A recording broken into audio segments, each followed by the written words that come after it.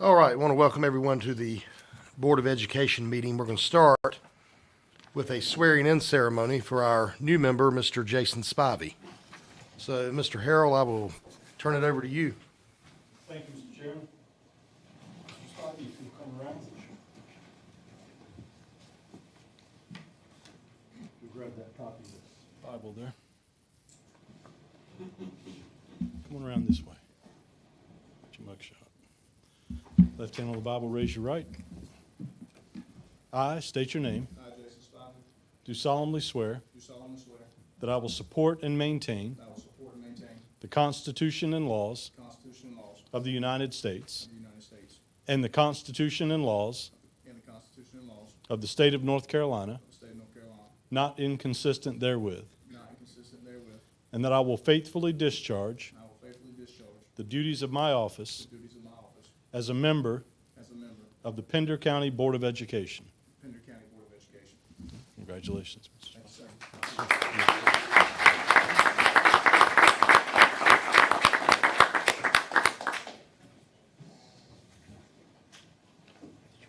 Bob, did you want to do a picture now, or do you want to do it after? Okay, let's do that one.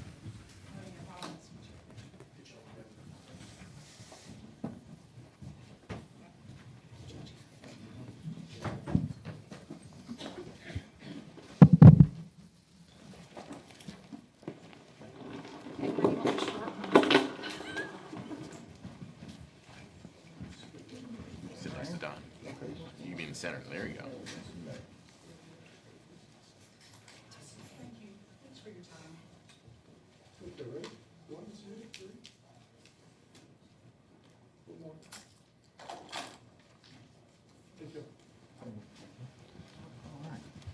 Congratulations.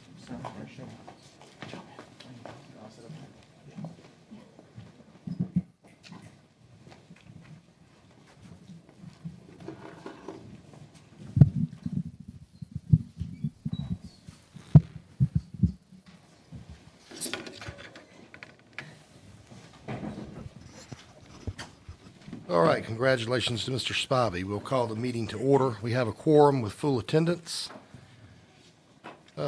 So next item of business is the Pledge of Allegiance, and we've also got a song by the ensemble from Cape Fear Elementary. So if y'all will come up. Mr. Chair, I think you need to address the agenda next. The what? No, It's no, sir. It's farther No, sir. down the list. Yep, it is.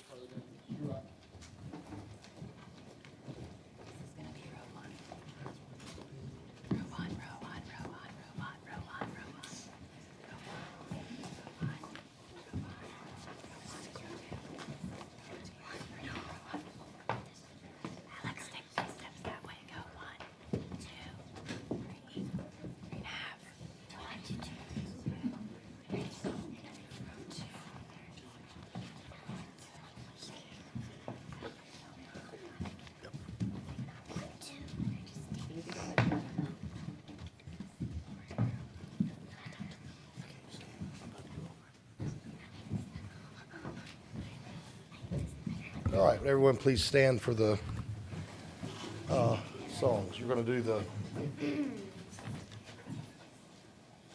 we're going to do the pledge or the song first? Pledge. Okay. Very good. All right, Mr. Cordero, would you lead us? Yes, sir. I pledge allegiance of the United States of America and to the republic for which it stands, one nation, under God, indivisible, with liberty and justice for all.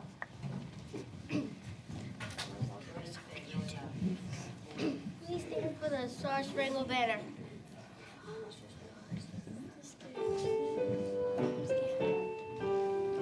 Oh, say, can you see by the dawn's early light what so proudly we hailed at the twilight's last gleaming, whose broad stripes and bright stars through the perilous fight o'er the ramparts we watched were so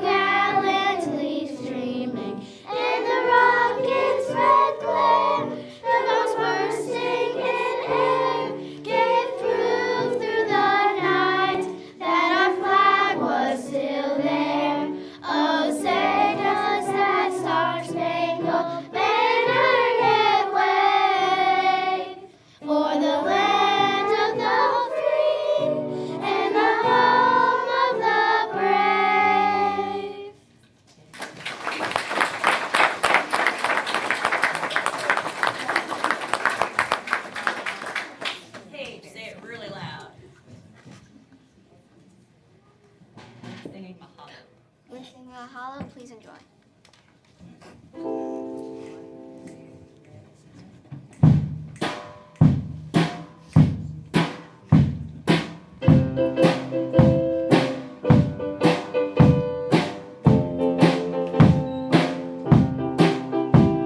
Mahalo to the urchins, mahalo to the sea, mahalo to the skies above, mahalo to you and me. Sing mahalo, mahalo, mahalo for everything. Mahalo, that means thank you. Mahalo, mahalo, mahalo.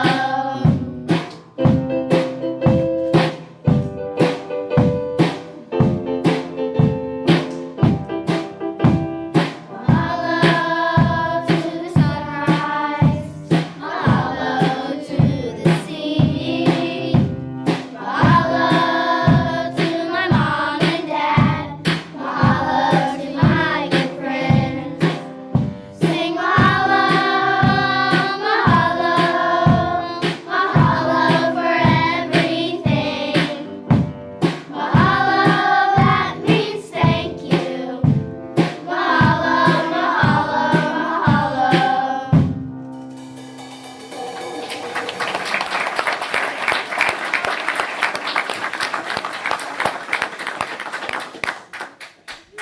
All right.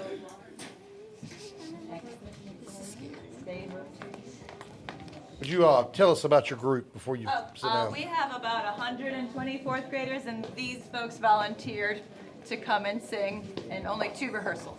All right. Thank you.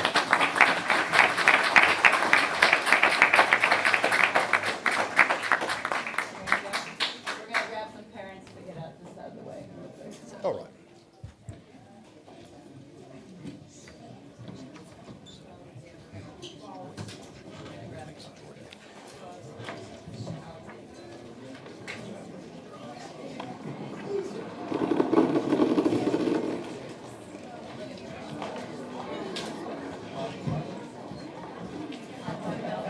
Here, yeah, that foot pedal needs to come off. You're at least attached well enough that I can pick the whole thing up.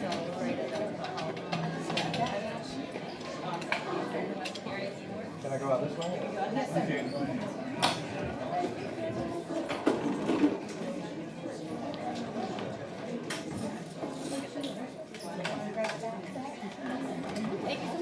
Mine's different. Yeah, I did that.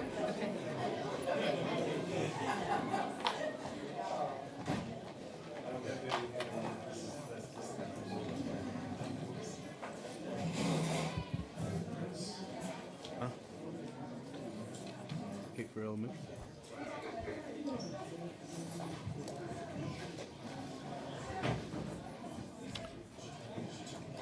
All right, thank you very much. We've got a couple of other items here before we get started with the rest of the meeting. Give everybody a moment to get in. All right, Mr. Cordero. Sir, I just wanted to ask if we could have a moment of silence in remembrance of the victims of the Appalachia High School shooting in Winder, Georgia. All right, thank you. Let's have a moment of silence.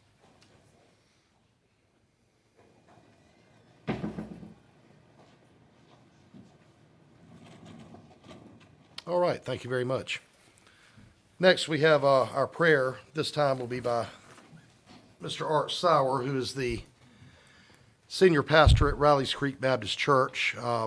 They've got a lot of things going on there, and we have a lot of our students that attend there, and he's going to do the prayer for us this month. So, Thank you, Mr. Chairman, for allowing me to come and to share a prayer and to follow a group of kids. That's always my dream. Let's go to the Lord in prayer as we begin this meeting. Father, we are grateful for all that you do for us and the things that you bless us with that we are unaware of at times. And Lord, for this time that we have this evening, I pray for each member of this board that you would work through them, that you would speak through them, help them and give them guidance and direction, give them the what they need to accomplish the things that you want them to. Father, for this community, as we've gathered together to witness and to hear and to share our hearts and concerns, that you would be with us as well. And that, Lord, through this entire time, that we would conduct ourselves in a manner worthy of the gospel of Jesus Christ, that we can share with each other and even disagree to the point that we can walk out in unity in the way that we want to go. And so I ask that you would bless this time, redeem this time, and help it to be fruitful for your name, for your Son's name. In Jesus' name we pray. Amen. Amen. All right, thank you. Final thing before we get started, Mr. Silverman, good to see you, our county manager. Do you have anything you'd like to tell the public going on with the county before we get started? Thank you. All right, thank you, sir. All right, we need to adopt the agenda, so do we have a motion for that?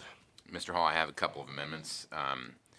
Okay. If we could, given the high interest in transportation recently, and I think there's a large number of people that are here to speak with us, I think they might benefit from hearing the transportation update first. And so, Mr. Springer, that's actually his suggestion. I'll just go ahead and, if we could move items 8.4 and 8.5, which are the transportation update and the K-8 school update, in front of the public comments. So I guess that would be make those 7.1 and 7.2, and then make the public comment 7.3. Okay. And then if I could also add an informational item, 8.9, which would be an Infinite Campus update. And then add an action item, 10.9, for facility improvements, and that would relate to, I think there's been a couple of parents that have approached the board or staff with offers for donations to help improve facilities, and I think there was some confusion on that, and so I just wanted to have a discussion about that, if that would be permissible, sir. Okay. All right. So, are you making a motion with those changes? Yes, sir, I do. All right. All right, Mr. Cordero has made a motion. Do we have a second? Second. Mr. Springer has made a second. All in favor, say aye. Aye. Any opposed? All right, unanimous. Thank you.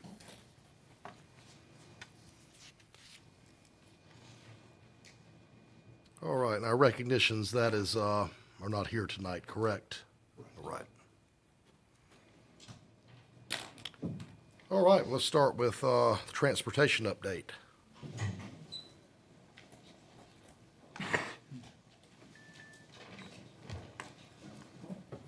Good evening, ladies and gentlemen of the board. This time I'll ask Mr. Britton Overton, please approach and provide an update for the Board of Education and our community members.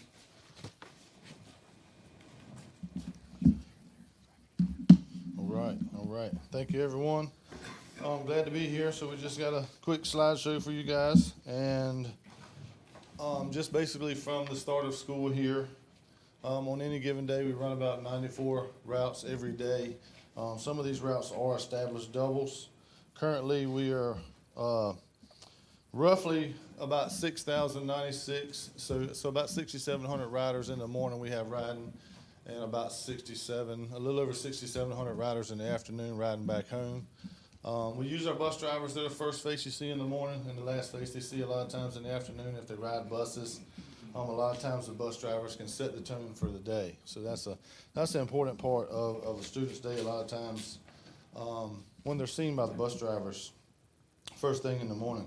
So our yellow bus fleet right now, we have 95 total yellow buses in operation. Even though we only have 94 routes, we do have 95 buses available. So if for some reason we needed to add a route, we do have an extra bus. We have 3 park buses. This is due to, in the past, routes had been cut out in the past year, so these buses are parked. They're available for re-entry to put them back in service if needed. And we have 15 spare buses. And these are basically just buses that are retired, still in service, but they're used during like preventative maintenance and breakdowns and so on and so forth when your regular route buses are on the road. These numbers are last year's numbers. We do a TD10 update in the spring, so all these numbers will be updated in the spring. They're all done after a 91-day period because all these numbers are generated on buses that are run more than 91 days a year. So these are our 23, 24 numbers, and like I say, they'll be more up to date next year. Right now, I think we're running the very same numbers as we had last year. From a maintenance standpoint, this is a bus driver maintenance standpoint. Prior to each trip, bus drivers, they do a pre-trip inspection, and at that point in time, when they find mechanical issues or any kind of problems, they report that back to the transportation department for immediate repair. Each bus is inspected by our mechanics every 30 days. It's an MI or a 30-day inspection process, but any bus that is en route, that is in service, is inspected every 30 days by our mechanics. That's top to bottom, under the hood, inside and out. Every screw, nut, bolt, glass, everything on the bus. Any repairs found in these 30 days inspections are done immediately, and they're just kind of categorized priority by importance when it comes right down to it. Our general repair, just a snapshot of this, and this basically starts from a bus from brand new. They come in, there's a new bus inspection that's put in place on every bus before it hits a route. But realistically, 5,000 miles, we do an oil sample, and there's a spin-on transmission filter that's replaced. 10,000, we do another sample, and there's a detailed checklist that our mechanics have. 15 is a basic service, filters, lube, fluids, similar to what you would do in your car. And then we kind of really start over again at the 30,000 mile range with the oil sample. And then at 90,000 miles is a much larger service, and it's a reconditioning. It's similar to a refurbishing, if you would call it, but it's a much deeper, as far as like an antifreeze flush or a much deeper servicing on the bus. And it just, it repeats itself moving on as the miles go on the bus.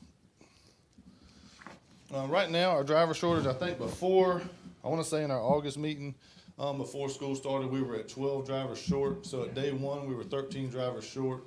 11 of those were single routes, 2 of those were double routes, and we were at 3 monitors short as far as full-time or permanent monitors. As of yesterday, those numbers have dropped to 8 drivers short, 9 single routes, 2 double routes, and we have secured 1 monitor, so now we are 2 monitors short. One quick question. How many total drivers are there? So I'm just trying to understand the 13 drivers as a percentage of the total workforce of drivers. How big is that? See what I'm saying? So how many drivers are there total? Or if you had a fully staffed driving corps, how big would that be? So you're going to make me do some math. So we're at 94, so 75 drivers, because you'll see later on we run 19 double routes. So if you take 94 from 19, Okay. you got... So you're about 80%. Correct. Okay. Thank you. Yeah. And hopefully as we keep moving on, these numbers will go down. Again, further along in the slide, you'll see some more data that'll help this. And maybe I should have checked out my arrangement on my slides. But some of the impacts of our driver shortages, right now we currently have 38, we say 38 double runs. Realistically, it's 19 in the morning and 19 in the afternoon. And an established double run is really put in place just because mainly on the east side of the county, there's a lot of subdivisions and there's a lot of students. And a lot of these routes run out really quickly, make a few stops in a subdivision, fill up a bus, and they're right back in. There is that struggle to find drivers to just run these routes and expect someone to work, 30 minutes in the morning, 30 minutes in the afternoon. There is the struggle just to find drivers, period. So you initialize these established double routes because they're very quick, and you can get them in, you can get them out. It does bring some complications of having staff at school earlier and having them wait a little bit later in the afternoon, but it does help the efficiency of the driver shortage. Any of our double routes really aren't causing delays because they're started a few minutes earlier, and we get the second route of kids to school on time. So your first route does generally have a little layover time at the school, but your second route is generally there on time. And then, like I said, your double routes have early arrivals and late departures. Right now, due to driver shortage, we are running 2 to 4 what I would call triple routes a day. Sometimes it may be 5, but it's basically just due to driver shortage and not having bodies to put in the seats. Realistically, we just don't have the drivers, and we have to take a run, and we just have to double it on a bus that comes back. And we have drivers that are fortunately, they are willing to do a run when they come back, and we, you know, that's just how we manage them as far as that goes. And basically, it's all caused by the driver shortage. In our bus driver training process, let me move to the next slide. So as we look into the future here, we have 7 candidates right now scheduled in the bus truck class, September 23rd. We had a candidate that tested last week who has actually acquired a CDL bus license and is in a training process as far as transporting students right now. And hopefully by the end of the week, that person will be driving by themselves. So that's one more we can deduct from that number we had in an earlier slide. We have 4 candidates right now actively in the process. It is a several month process, so it does take some time, but we have 4 candidates in it right now. And we're going to put together a meeting at some point in time, working with Mr. Taylor on this to try to get some driver feedback and some input on how we can retain more drivers and, you know, what we can make it look like in the future. Some things we're working on is driver retention. We're trying to improve our recruiting efforts, you know, from various things. It's just advertising, social media, job fairs, you know, basically anything we can get in on. We want to we want to work on improving the conditions of the bus. You know, bus discipline is always a big issue, and we want to improve the bus discipline. We want to let our drivers know that we're supporting them. They have a safe bus, and we don't have to worry about disciplinary issues. So we want to increase that and enforce it a little better. Cleanliness is something that's the responsibility of the driver that we just really have to get them to, you know, keep a more cleaner bus. We do a deep cleaning in the summertime, and we want to put more efforts into that as well to improve the driving conditions. Any point in time a substitute gets on a bus, you know, they want to get on a nicer, cleaner bus, you know, and drive. We're going to do a compensation study. We're pulling some information from our surrounding counties and our surrounding districts to see what the pay scales are, and so we can make sure we're competitive from that standpoint. And then any kind of professional development we can do for our drivers. We're looking into different methods we can offer to improve safety and reliability as far as that goes. So let's back up. So our driver training process, it is a couple month process. At some point we are at the mercy of the DMV in their training schedule. But basically once you're hired, you attend the bus class. They are offered virtually now. Since COVID, that's been a good thing for us. You can get more people in. You do have to attend in person, do the written test, but that really hasn't slowed down the process. But once you take the class, you do have to acquire your learner's permit with your P&S endorsement. You have to hold that for 15 days before you can ever get on the road. So you have to have a drug screen and have to have a background check, things like that. You complete your driver's training. That's a 4-day class that is on the road, driving a bus with our DMV trainers. And that's where we're at the mercy of their schedule, because currently we have 2 trainers that handle 3 districts or 3 counties, and they can only train 2 per day. So that's 2 per every 4 days. So once we get to that process, we work to get on their schedule, and we just, between us 3 counties, we try to work together to get them in as fast as we can. So it is, you know, I would say realistically, it's a 5 or 6 month process, just depending on the training and the availability of our trainers. So it is kind of time consuming, but without too much, I go to many meetings where, just like we have bus shortages, we have staffing shortages. Our DMV is having staffing shortages as well. So they're doing the best they can with what they have, just like the rest of us, and we all work together as far as that goes. And then that really wraps up my transportation part of it. I know we talked about some auction items and some fleet items before, and I just wanted to give y'all an update. So far, what I've found that we have out of service, we have 2 activity buses listed. They're older. We have 6 driver's ed cars listed. 5 of those have been sold and picked up. 1 of them is pending. So that could go either way, and we have I think we have 2 more that we'll be presenting to the board to be adding to a state surplus in the near future. And that's about it. Any questions? I got a question, Mr. Chair. Mr. Overton, if you could you go back to the first slide for me, where it lists the number of buses that we have. Oh, maybe next one. Right here? Yeah. Yes, sir. You said we got 15 spare okay. So how long does it take to get, buses to Pender County?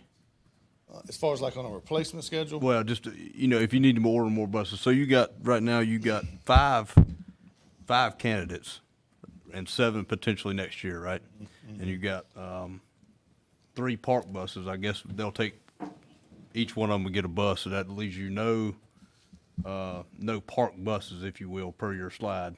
And you got 14 now spare buses taken away from that 5. So are we going to replace the other spare bus? So we have enough buses for our Okay. routes that we currently have. We just don't have enough drivers. Okay. So,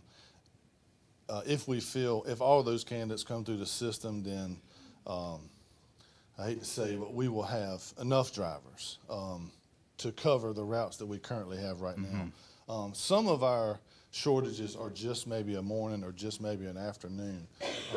I apologize, I didn't break it down as much, but we just went with the total number of what we're short, but some of that is a morning or afternoon. The majority of it is a AM PM. But so what you have here is with the 95 buses, we could add a route right now today. If we decided we have overloaded buses, we could add routes and that could happen because we do have some buses that are at full capacity, and we're dealing with those challenges every day. The 15 spare buses will not ever go on a route, other than that's what they are. They're a spare, so if this bus is out for an oil change or servicing or whatever, involved in an accident and it's out of service, one of these spare buses can be used and it's temporary. The 3 park buses, at some point in time, Pender County had 98 route buses, and prior directors have seen to reduce the routes and to increase the efficiency. So 3 of those buses were parked, is what is classified as a park status. So if we have to add more routes, we can add 3 more buses, which would give us 98. At the point in time we go to 99, then the local government has to buy that new bus. So right now, if we increase routes, the good thing is we have 3 park buses that we can increase it with, and not at an expense of ours. But we wouldn't increase that unless we had drivers, right? Exactly. Okay. Exactly. Do we have a dedicated trainer in this county for We bus do- drivers? We do not. We do not. Is there a reason why we don't? Or is this governed by DOT? Can I say I haven't had time to evaluate that Oh, yet? that's fine. I'd rather you be honest with me. I know it's offered. Okay. It is offered. We didn't use it in Camden County. We had a great process there. Smaller districts, so we worked well. Realistically, I will tell you that's on the to-do list to Okay. evaluate it and see if it's a value to us. But I just haven't got to it. Okay.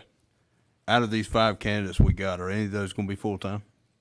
I believe all 5 are actual IAs.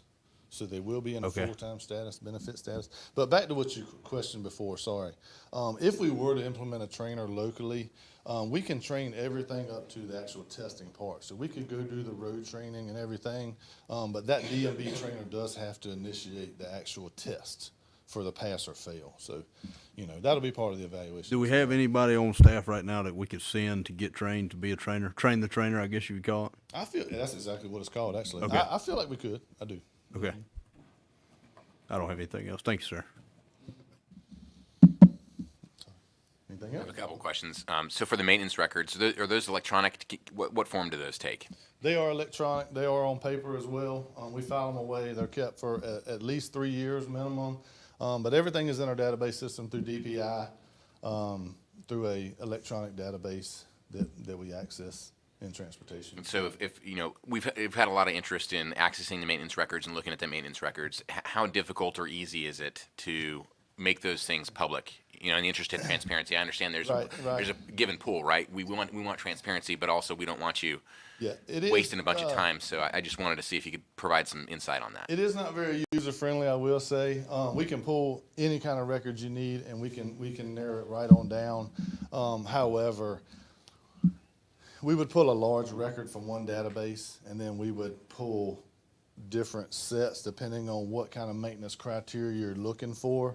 So it's not as simple as just getting on an online site and finding public record. Although it is public record, we would have to provide it. Right. You know, but like you say, we would provide a big oversight of it, and then from there, we would have to break down what is requested. You know, so there's hard to say. I'd have to go in multiple screens in the database that DPI provides to pull certain types of records. Okay. So, but there is an electronic database. Got it. This may be a better question for Dr. Breedlove, I'm not sure, but one of the issues that I've heard that you mentioned was discipline on the buses, as far as, you know, as a retention, you know, issue and or recruitment issue. And so I was just wondering, can someone speak to how we address those issues and how we can maybe get a better handle on that as far as it negatively impacting our recruiting ability? Yes, sir. And we've addressed that at the bus driver meeting at the beginning of the year. We've also addressed that with our principals this year in making sure that, you know, if there is a discipline issue on a bus, you know, there's two trains of thought. Do you take the student home or do you bring them back? And it really is a question on what's the safest route for everyone on the bus. And we allow our bus drivers to make that decision, but for an administrative standpoint, we will uphold the school board policy and the code of conduct for students on any discipline matter, especially those who are on the bus, because to your point, that is one of those things that we need to make the life of a bus driver as smooth as possible, because they have a very difficult job. Okay. And I've heard a lot of parents have approached me about discipline issues on buses, and I was just wondering, so, you know, the difficulty is the bus driver is trying to focus his time or her time and energy into operating the bus, and they're not really so much worried about, you know, little Johnny's trying to steal someone's toy or their backpack or whatever the case is. But we do have a camera on the bus. So can the camera be used? So let's say there's a parent that, you know, and their child comes home and says, we have an issue, you know, there's an allegation that there was a violation of the student code of conduct. At that point, could we use the camera to help find the facts in that case? Yes, sir. Okay. Yes, So sir. that's something that parents should be aware. Quite a bit. Yes, Okay. sir. Perfect. I have a couple of specific questions. So bus number 270, for a time it did not run at all. Are you familiar with that case? And it is from feedback that I heard from parents, they were basically told you need to make arrangements to pick up your child. So they were put in a position to have to either choose to go to work or have their child go to school. And so I was wondering if you could speak to that, whomever, whether it's, you know, Mr. Overton or Dr. Breedlove. I don't know if we can address that situation, because I'm sure it's not the first time and it's probably not the last time that that's going to happen. As far as if you don't have a driver, you don't have a driver. I get it, but. And Mr. Overton and I have talked about this, and that is not the message that we put out to any parent. We will get the kids home, and that's the bottom line. So that was a bad message, and we are rectifying that. But that will not be a message out from our transportation department or our school system. Got it. Thank you. And then if you could briefly address the bus 251, I guess, you know, and there's probably other buses that are in the similar situation running, you know, 1.5 hours, 2 hours late. Not necessarily every day, but my concern is for those children, especially in the younger grades. I guess, you know, in the specific case, I think it was Topsail Middle, those kids are basically missing 1.5 or 2 hours of English, you know, learning arts or English language arts, ELA. And if you could just share for everyone, what is our plan to deal with that and to remediate that to make sure that they're not missing that vital instruction? And I'll let Mr. Overton jump in on the late buses, then I'll touch on the instructional component.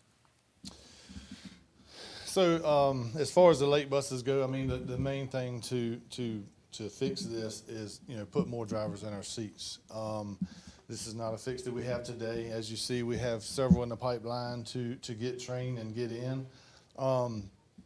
Without having the drivers, you know, the buses don't run. Luckily, we're fortunate enough that we do have drivers that are willing to turn back and run other routes. You know, I do have ideas on temporary fixes, but you know, there's a lot of logistics in it from bell times and things like that. But realistically, without having a driver on a bus, it's just not going to run.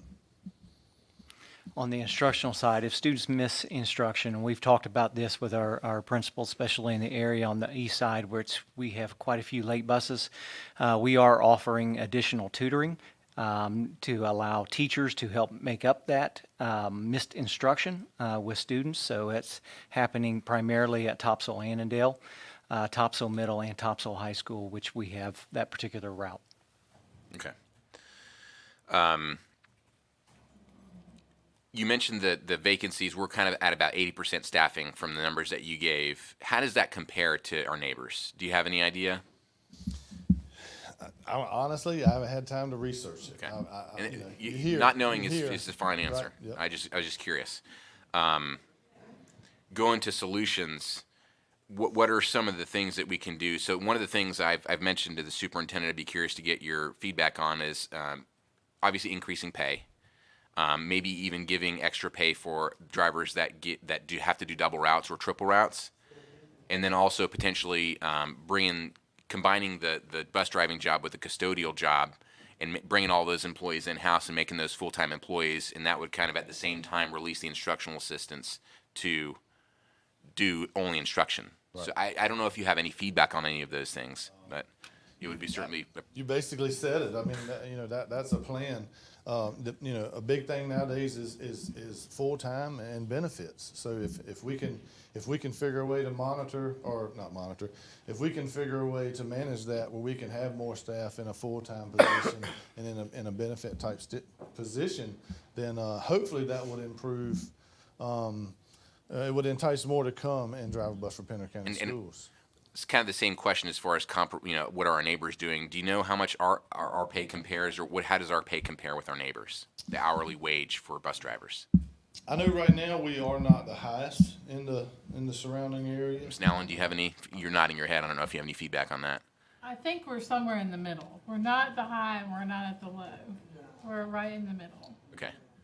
currently. And, like last year, the state provided additional funding for bus driver increases, and that has continued this year. One thing I would be interested in would be, let's find out what our neighbors are paying, and then if, because I understand there's a state-based salary, right, and anything that we pay above that has come out of local funds. So I get that. My question, my challenge, I guess, to you, and obviously it's at the pleasure of the board, would be on the 75 drivers, if we were to increase, let's say $2 an hour, whatever the case is, and the number of hours, that bus drivers work every year, if we could maybe just crunch the numbers on that and find out in a given year how much money that would cost us out of our local budget, I would certainly be interested to at least see that number. Now, maybe if we can't do it all the way and we go halfway or whatever the case is at the end of the day, who knows? But we can't make that decision before we get the data. Does that make sense? Yeah, right. And wouldn't be too difficult for you to do that, right? I don't think so. Okay. That's all I have, sir. All right. Okay. Yes, sir, I had one question for you. All the late buses and everything this past week and the week before, was any of that due to mechanical issues or just shortage of bus drivers? Shortage of bus drivers, 100%. Yes, sir. Okay, thank you. Right. Any more? All right. Thank you very much. Thank you. Thank you, sir.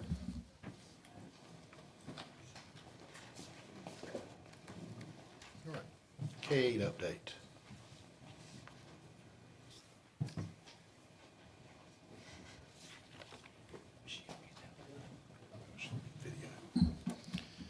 At this time, I would like to invite Mr. Ben Warren, Project Manager from Bordeaux Construction, to provide a K-8 update.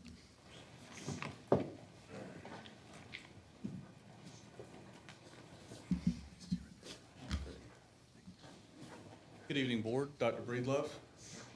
Thank you for the opportunity to come in and give you a brief update on what we've got with the K-8 school. I've tried to keep this high level, but if we want to dive deeper into anything, please don't hesitate to ask any questions. I'll kind of run through where we are with the status of the project, with the status of the permits, on to budget, and then to Q&A from there. So I've got kind of, the before and after shots here. We get aerial shots once a month of the site. This is before we started. This shot is from August the 22nd, so we're a little further along than that now. But you can see we've got, pretty much all the clearing done here in that shot. You can see where the queuing lane and parent drop-off loops around the bottom side of the site here. And there's a closer up, you can see this jurisdictional ditch that runs right through the center of the site. I'll talk a little bit more on that later. The rundown, so we've got all the tree clearing done. The final phase of grubbing, so all the stumping, is about 40% complete. And despite having that hurricane come through and costing us at least 2 weeks, we are on schedule, and we're about 13% complete of bringing in all the fill to the site. So just a reminder, we have to bring in all the dirt, so it's about 285,000 yards. We have to stage it on the building pad, and that is what's called a surcharge. So the weight of the dirt will simulate the weight of the building. It will then settle, and we'll monitor the settlement over about 80-day period is what the engineers anticipate the settlement to take. And then we'll be allowed to proceed forward and remove the dirt from the building. So 12/7 is our deadline to have all the soil in place. We're tracking very well with that and hoping to be ahead of it. There you see the settlement period from 12/7 to 3/7. And then once we can get enough dirt out of the way to get building foundations going, then we'll be moving under construction on the building itself. Permit. So as it stands, we only have the permits to perform what we're performing now. We cannot work on underground utilities, storm drainage, and honestly, the dirt needs to go where it is going before we can even work on storm drainage, because the storm drainage would actually be above grade in many areas. So Pender County's been great in helping us get through all of the reviews, and we have major site development. The review's complete, we just need the TIA for it to be issued. Yeah, could you tell us more about that About the TIA itself? and what it's holding up at the moment? So the TIA is not really holding anything up right now. The process is pretty normal. We have recently, it's been tracking well with our design. So we issued kind of our draft submittal for review. We got it back with comments. I think the more surprising thing on the comments was our design team felt like they were directed not to detail traffic signals. So they detailed roundabouts. It was sent back and said basically no way a roundabout's going to work on 210, and though it would be way too expensive anyway. It was kind of the feedback. So now the design team's been directed to exhaust other options, I think primarily from a cost standpoint, because of course DOT would be responsible for reimbursing the work, the roadway improvements inside the right-of-way. So Right, there was a meeting about that yesterday that a couple of our members attended. Would either one of y'all like to say anything Go ahead, Beth. about any of it? Just for public information, they want to, DOT does not want to attend the board meeting, for one, and for two, they want Bordeaux to stagger a bell schedule as per the slide. I did, and Ms. Burns can also witness this. I did put out that I need them, as well as Bordeaux Construction, to investigate ways to for the traffic pattern to go along with the way the bell schedule sits as it is. I also noted that when in a case something changes and it's subject to in the next 2 to 3 years, the traffic is obviously able to be changed. Would you agree with that, Mr. Warren? I would, and Okay. and with regard to, DOT is saying it is most likely that they will recommend a staggered bell schedule. However, the bell schedule wouldn't have to change until the school opens. Correct. Which is summer of '27. 2 to 3 years. So to your point, what does the bypass do to the traffic patterns in the area? I don't know. So during that meeting, when I asked about that, the right did not know what the left was doing. Per Miss whatever her name is, what was her name? Morgan. Miller, What's her name? Miss Miller. No, the other lady that was on camera. Morgan is the Morgan, right, traffic so- designer with Kimley Horn. Nobody from district was on this call, and when I asked about that, it was, well, I'm not really sure, and it was a lot of back and forth that nobody knew answers to. Would you tend to agree with that too? I think she indicated that she followed the protocol that they are directed to follow in traffic design, and that is DOT's DOT has the master plans of Right. what all these, there's no way that, I mean, she can go and do traffic counts in various places throughout, you know. Without a cities TIA, around I the would agree county. with that. Right, I mean, so Yeah. she has a specific directive in her design responsibility to follow, and that's the process that she's following. Okay. But I know what you're saying, and what is the difference going to be 3 years from now? You and I most certainly do not know. Correct. So, you know. And it was noted that Highway 17 is 130, is well over capacity is what it is now. And we all know that DOT is not forward-thinking, right? And we also know that they don't build to be sustainable. Hence why they canceled out traffic circles, right? I can't speak to that. Okay. I don't know. I can tell you they do. Okay. All right.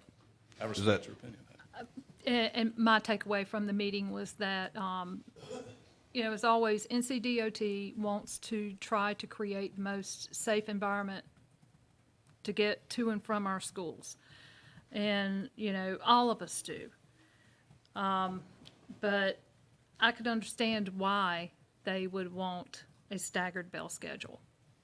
Because we are emptying out a very large school out onto a 2-lane road. Correct. And so, do I see their point?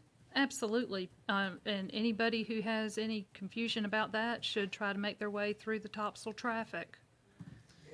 So, would I suggest that this board in the future look to a staggered bell schedule? Yes, I would suggest it.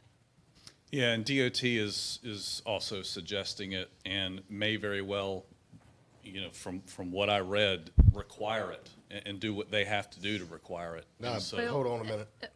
Can they do that, Brandon?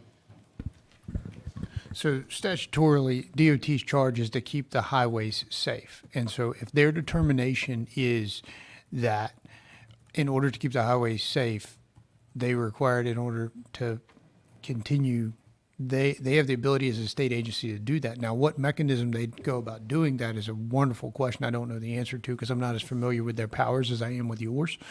But I know that their legal charge is they have the ability to require you to keep the highway safe as another governmental entity. And so what means You have traffic backed out onto the road that's stopped. That would it- technically be a crime of impeding traffic, correct? Well, they could take action to address that issue. Now, what methods and how they go about doing that, that's within the agency's purview. But at the end of the day, the sense I get from DOT from this meeting was that they're not necessarily trying to use too heavy of a hand, but they do want the schools and the design team to understand what they're seeing is their reality of this potentially being an unsafe traffic pattern. I think that's well stated. Yeah, I think they did open it up with safety is the concern, and basically the responsibility of the design team and owner would be to mitigate the traffic created in the highway. Well, and as I said in the meeting yesterday, NCDOT has partnered with us in the past, especially trying to get a better solution to the Topsail, to the 3 Topsail schools and traffic through that on 17, and especially in the mornings. They've sent tethered drones to for video so they can study to see exactly where traffic is and where we can put traffic. And that was a few years ago. But I guess my point is we have partnered with them in the past, and they have proven to be helpful. So in this particular instance, like, as I said before, I don't think staggered bell schedule is too much to ask, especially considering the circumstances of emptying out onto a 2-lane 210. Right, and so kind of how it looks, I mean, we're going to have to resubmit.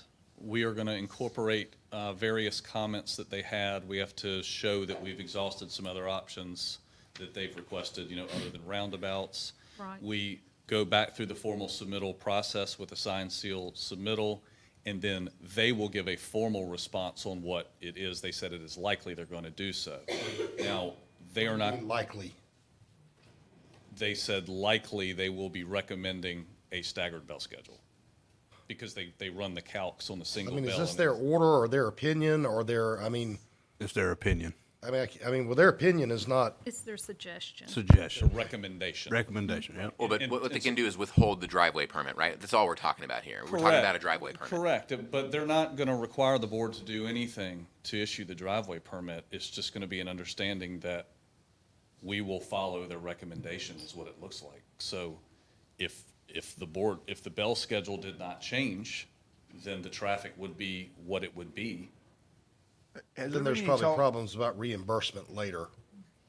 Well, I think that came from their, if it was a flat-out refusal to follow their recommendations is what that read like to me. And see, but that's the question. I don't see where they legally have the right. I mean, they honestly can't tell us how to run a school system. They don't have that right. Just like we don't have a right to tell them how to run a highway. Sure. But I mean, I for one ain't having it, so. Well, you know, they're- they they're- should come here and answer questions, because the thing about it, this school affects everyone. You know, this is not the same thing as somebody building a strip mall or something like that. I mean, you know, we've got thousands of people that are waiting on this thing to be built. And if they, at any time, if they delay it, that's just bad for everybody. And I don't think that's their intention. I don't either. But I just hope they realize that some things, you know, if we ever feel that there being a problem delaying it, there are other actions we can take. Yes, We sir. could also subpoena them to be here. We can do that. I don't So, feel like they're delaying us, but I don't feel like they're At holding. least not at this point, At this point, no, they're not. but that could change. It could. I mean, I think the public has questions about it. I mean, you know, different tiers of bail schedules, that's a hot topic, and this isn't concerning your stuff, but we've dealt with that before. So it's not as simple as it may sound. I just don't want, we just can't have our project getting delayed is the thing. So I think that's where the rub came with everyone, and I understand a staff member, you know, not wanting to talk to a full board or so, I get that. I just, at some point, we may have people in the public that have questions. Sure. Because it's their school, it's their tax money. And, you know, at the end of the day, whether we're us or the DOT or whoever, we all work for the people. That's how I see it. I think everyone would pretty much agree with me here on it. So sir, I mean, obviously this is my first night here, trying to play catch up. So they're saying that they don't want to put a roundabout. I understand that, right? And their solution is, well, the road can maintain X amount of traffic, which I'm sure they'll put a car counter up. We already have. So you have a number based off of that, just in certain parts of the time of the day, right? Correct. Plus you're gonna add this X amount of students and this other traffic. Right. I think what DOT's wanting to do is change the bell schedule, but I also think we gotta look at what's state right away and what's state maintained and what's PVA and owned by the county. You know, public vehicle area, there's only certain general statutes that you could charge in a public vehicle area because it's not state maintained for the most part. Have we discussed putting traffic signals and lights there as well? That is what the traffic designer is currently looking, and that's likely what's going to happen. So by doing that, I guess we're gonna have a setback far enough away from the entry exit point of the school, which will give us that distance that'll meet DOT requirements before they enter the highway. So is that counter really, I mean, if we do the staggered bell schedule, that light's on a schedule itself, right? So you see where I'm going with that? I do. I think that would be where we need to focus at. Let's see if we can mediate it that way instead of changing, because you're gonna have 3 bell schedules. You're gonna have 3 different sets of parents go in there at certain times. I think it's gonna cause more bad than good with so much traffic flowing in and out because you got 3 different periods instead of 1. Yeah, and I don't know that they've said 3. They just said staggered. Well, staggered, I mean, even if you stagger them 10 minutes apart, if you let go of 300 cars or 200 cars and 10 minutes with a light cycle at a minute and let's say 45 seconds, 2 minutes or whatever it may be, 10 minutes is going to be up for them cars to get out of there. And you're See, going to we have have- another wave of cars. We have busing issues too, that things, you know, 'cause sometimes buses are used at more than one school, and we went through all this a year or so ago, and pretty comprehensive plan that most likely will come up again. Right. And it may, nobody's saying, you know, we don't want to, it's not that we don't want to hear their recommendation. We need to avoid delays. And at some point, it would be good, especially for the public, to hear the sides and what, you know, the kind of things that are required. I wish they wouldn't be afraid to come see us Right. because, you know, a lot of people watch this meeting. There's a lot of people here. The news covers it. I mean, it's just that when we have two members meet with them, they can't really transact any business. Sure. We can Three keep members, trying. you got a meeting. So, We can try to get them to join, even if it's from calling in. I'm sure it would be. well, I mean, we helpful. could have a little work session or something that, you know, just for that. Okay. And video would be fine. I mean, we have the ability to put it on the screen there, or all of us be remote and do it by computer, but it would have to be open to the public. Okay. But that should be fine because, I mean, this is a public project and they are a public state agency. So they shouldn't have anything to hide. Right. Neither do we. Right. That's how I see it, but. Yeah, it may be worthwhile letting, you know, our design to address comments be completed, resubmitted DOT, and when we get their feedback, in the meantime, we can be working on trying to, hey, look, we have folks that are interested in discussing your feedback, and try to get that lined up such that when we get it, and we're hoping that'll be in November, we could have a conversation about it. All right, because I just heard several different versions of how things went. None very bad, but I just want to make sure that everyone's on the same page here because, again, no delays. Right. That's our big thing. Sir, do we have a secondary entry exit? I was trying to look at that picture, but you went past it. Yeah, I don't have the plans in here, but there are. There's a secondary? Yes, Okay, sir. Thank you. Could we get Mr. Spivey a copy of the plan, somebody, when we can? Yeah, we're almost completed with with all the bids. I was going to go into that here in a minute, and we'll be able to compile all the final documents with all changes. So we'll be sure to get a set. He's trying to get up to speed here, and a lot of things that we've seen that he hasn't yet, so. Mr. Chair, I'll send Mr. Spivey the PIA documents that are being utilized for the conversation. Okay, thank you. Anything else? I'd be interested to know what the traffic count from 117 is compared to 210. I was going to give a quick update on the budget if you all would like to hear it. Sure. I'll be fast. All right, so we've opened 33 of the 34 bid packages. The last one, which is electrical, is this Thursday. GMP number one, which has already been authorized, was just under 17 million for the turnkey site. That's what the aerial photographs are showing. The remaining GMP cost of construction, we're looking at 106 million, with total anticipated construction costs being at just under 123 million. This is $10 million under than we projected in June, which we're pretty excited about. Largely, that's being generated from the subcontractor bids. And I've put together kind of the soft costs as well. So that's costs that's already been paid for design and pre-construction, allowances for playground equipment, enhanced commissioning of the building systems, and so on.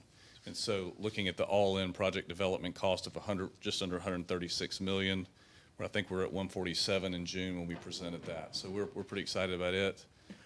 This, of course, does not include anything for the off-site roadway improvements because they should be reimbursable.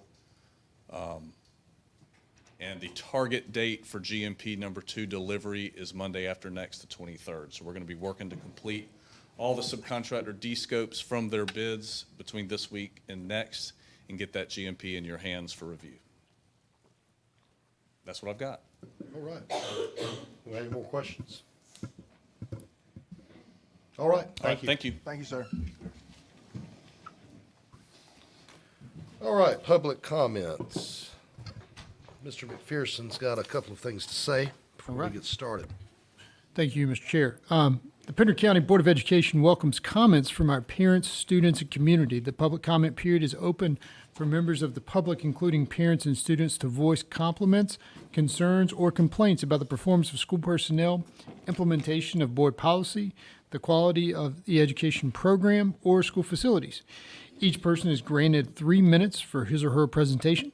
This portion of the meeting is for the board to hear matters of interest from the public. However, obscene, vulgar, or profane statements and statements reasonably perceived to be disruptive or immediately threatening to the orderly operation of this meeting shall not be permitted.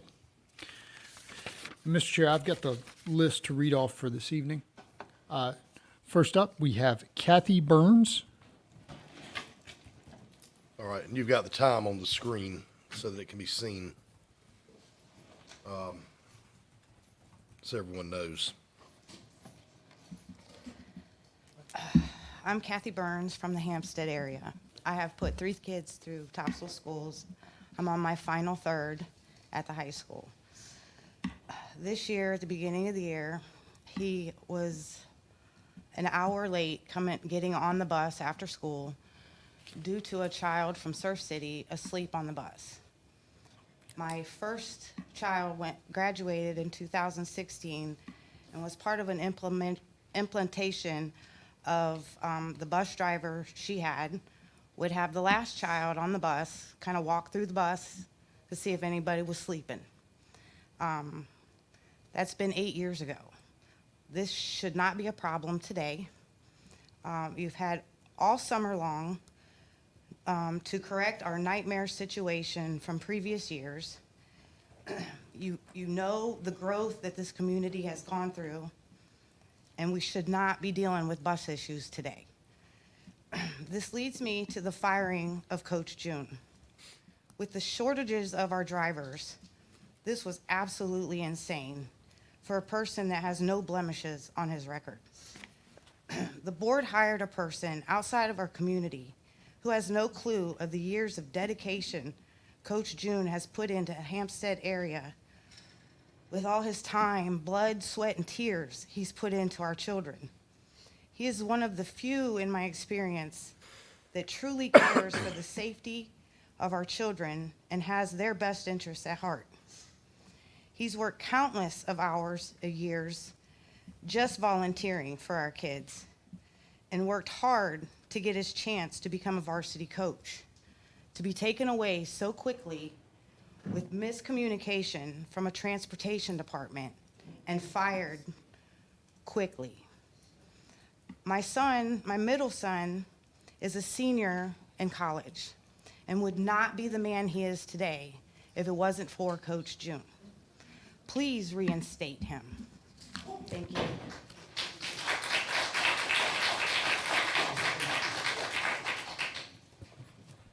Next up, Brian Kroom.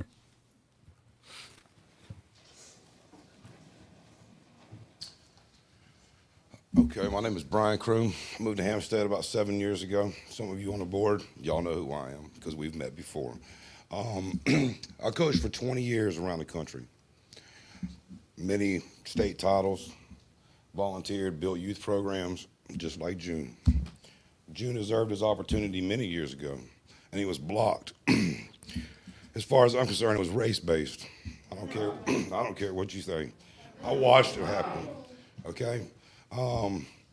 And I don't see anybody on this board representing part of our community. So that's something for another day. But as far as that man goes, he's dedicated his time in the community, both under the pay of and supervision of Pender County and both in his private time. And what I'm hearing a bunch of is, when I'm sitting here listening to this gentleman talk, is a bunch of hypocrisy, hyperbole, and that kind of stuff.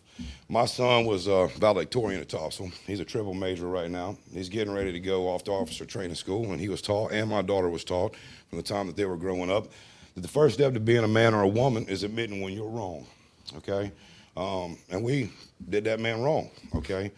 13 years that man's been doing his thing in this county, and because he stood up and said that isn't right for our students, you're gonna fire him, okay? You ought to be ashamed of yourself. Yes. Period. Yes. That man, of all the men that I've ever been around in youth, and I have done it for free because, you know, my job allowed me to do so. There's been 2 guys, a gentleman named Anthony Wilson in Aurora, Colorado, in June. Those 2 guys their opportunity because of what they did outside of the hours of that school, coaching, and any of that stuff, just their personal time, their personal love. That man did nothing but stand up for what he felt was right for those kids. Also an operations director for a very large national company. Logistics is what I do, okay? To take a bus or any vehicle that has had continuous problems, and my kids went to school here for a long time, so I'm very aware of the buses that have those problems, because y'all do an outstanding job, by the way, of notifying everybody when there's bus stuff going on, but I happen to see that bus number a lot of times, just like the rest of us have, okay? So, that being said, as a logistics major myself and someone who runs a very large company, you don't take a bus that has known problems and run them on one of the longest routes from the school. If anything, you utilize that close to the school, and you utilize your more stable and more dependable buses on the longer routes. As far as I'm concerned today, you all need to take a hard look at yourself, because you're wrong on what you did to that man. And that's all I have to say. Y'all be blessed.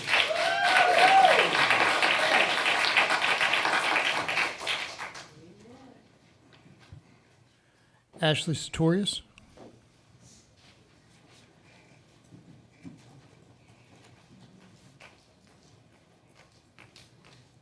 Hello, my name is Ashley Sartorius, and both of my children have had the privilege of riding Mr. London's bus. What concerns me about this whole situation is Pender County hasn't been transparent about the maintenance of bus 251. The entire missing piece Pender County has not addressed that influenced Mr. London's thoughts, feelings, opinions, and resistance to driving bus 251 had to do with the maintenance, insider knowledge, and condition of the bus. This hasn't been portrayed in the media. This was not addressed in his publicly released termination letter or any other means of communication. I spoke with Mr. London the morning he was terminated. He was upset and strong in his convictions the bus 251 was not safe to drive. He also mentioned a lack of communication from the transportation department. I had the privilege of reviewing the maintenance records and saw that there's several 30-day inspections listed multiple times in a short amount of time, whereas other times there's large missing gaps. This leads one to wonder the accuracy and consistency of the maintenance records. Mr. London cares deeply for our students and their safety. He has been devoted to this county for 13 years. He stood up for our kids, tried to be a voice, and Pender County silenced him. No matter the outcome, I want Mr. London to know that I recognize, and this community recognizes, the time, the care, the commitment, and the dedication he has given to Pender County. I applaud him for standing up for what is right and for being an advocate for the safety of our children. And now that I have some time, and after we heard the presentation, I don't know if the board knows, but the teachers that stay after school for the tutoring, these teachers aren't getting paid. They have their children at home. They got to do lesson plans. Like, sure, that's great, high five that we got this tutoring thing set up, but is that fair to them? Do y'all, like, go to work and not get paid? No. Like, anybody? No, that doesn't happen. That's not fair to these teachers. And also, I would like to ask, has anybody gone to the county commissioners and asked them, hey, we need some money to get these buses on the road to get more drivers hired? That's my 2 cents. I appreciate you.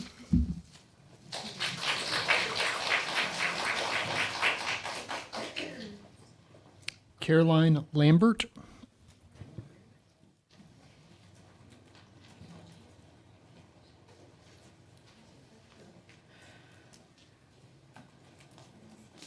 I have a visual aid, is that okay? Sure. Just open it up to Breedlove's quotes. There we go. Okay. My name is Caroline Lambert. My 2 daughters, 14 and 19, have ridden bus 286 with Mr. London for the past several years. I've never heard them talk about any teacher or school employee like they do about Mr. London.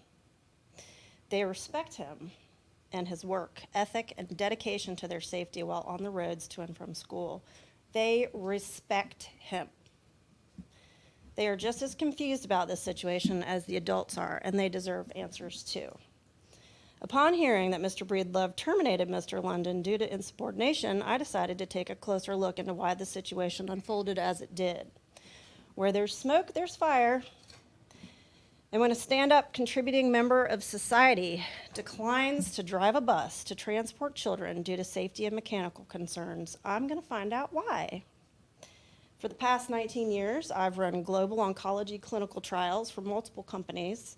I am well-versed in data and trend analysis, vendor oversight, contracts, budgeting, scopes of work, invoicing, billing, and coding. I am not a mechanic, nor do I need to be a mechanic to see gaping holes and discrepancies within the mechanical records provided for bus 251.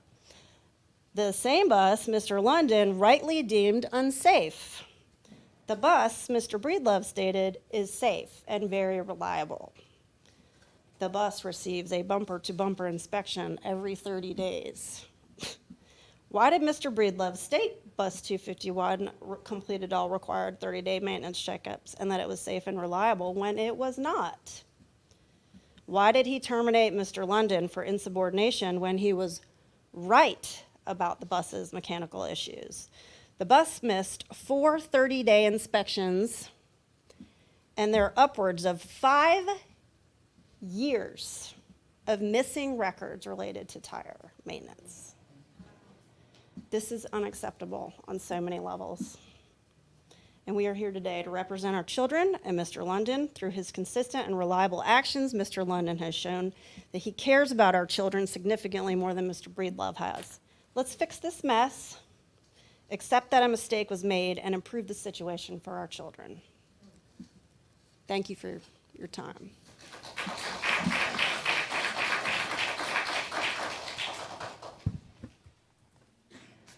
Diana, if you're on.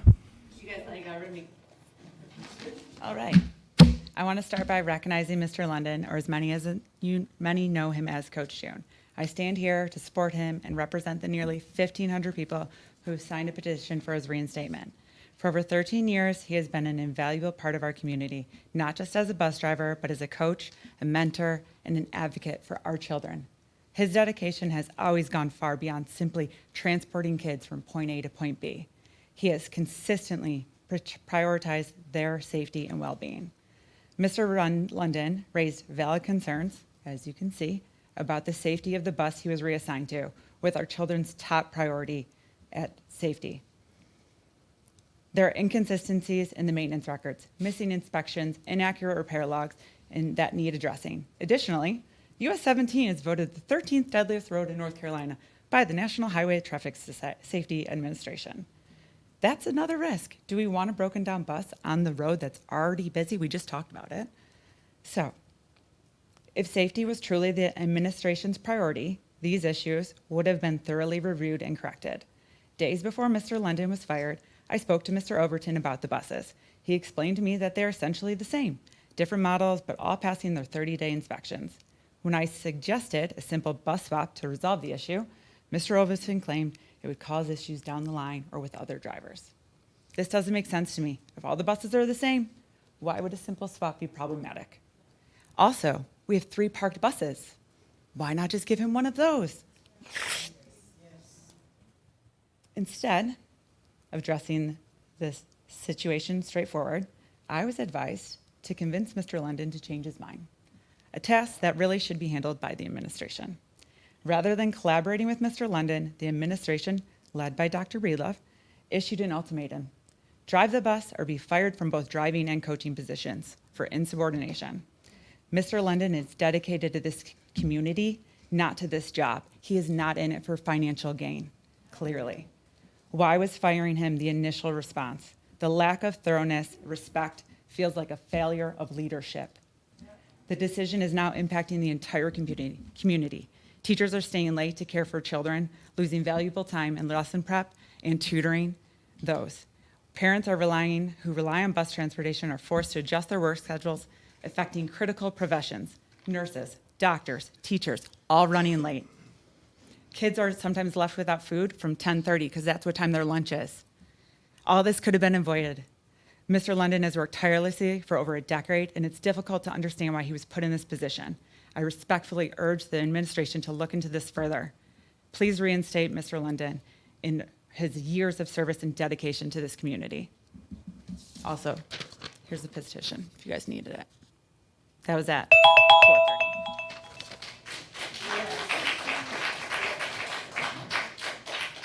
Sarah Eckert. Thank you for the 3 minutes. I appreciate it. My name is Sarah Eckert. I stand before you as both a Hampstead citizen and a concerned parent. My family has ties to this community dating back to 1963, and I have 2 students who attend Pender County schools. Over the years, I've worked with many Pender County school staff members. Ms. Wilson, hi Ms. Wilson, how are you? Including a South Topsail Elementary, Topsail Elementary, which is now Topsail Annandale, and Topsail Middle School. These individuals have always been open to hearing concerns and approach them with a sense of urgency and a willingness to find fair solutions.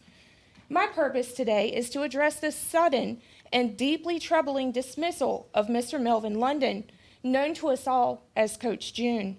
This is not merely a concern about a trusted bus driver.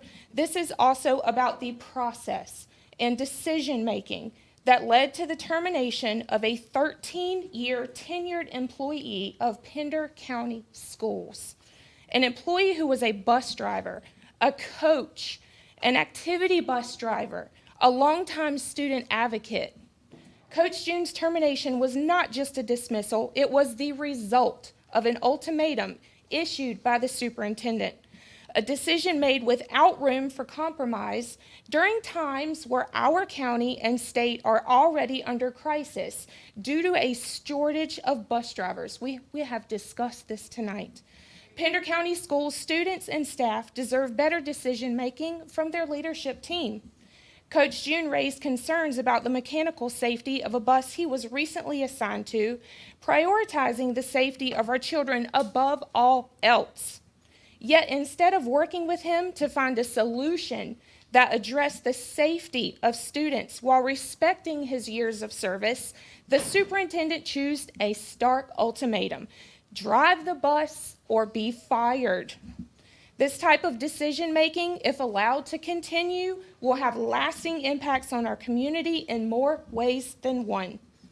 I want to know why, in a situation that clearly warranted careful consideration, the superintendent chose to set an ultimatum rather than seek a compromise.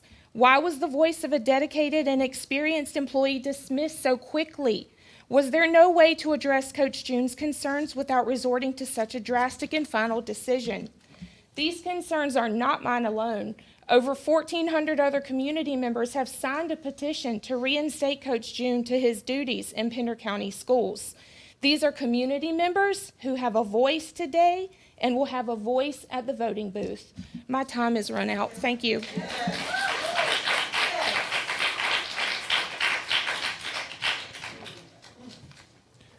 Ryan Morris.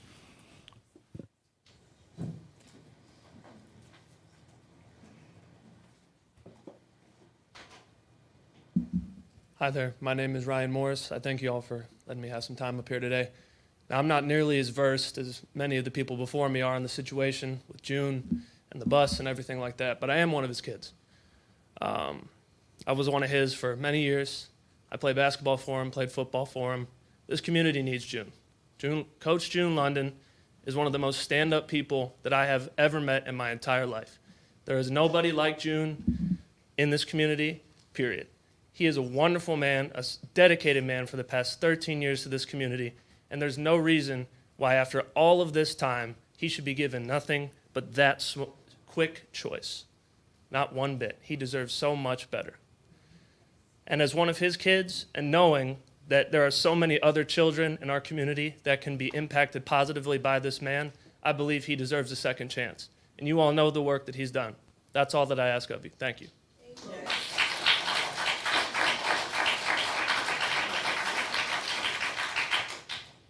Mr. Chair, that concludes public comment. All right, do we have any call-ins? Oh, okay. I apologize.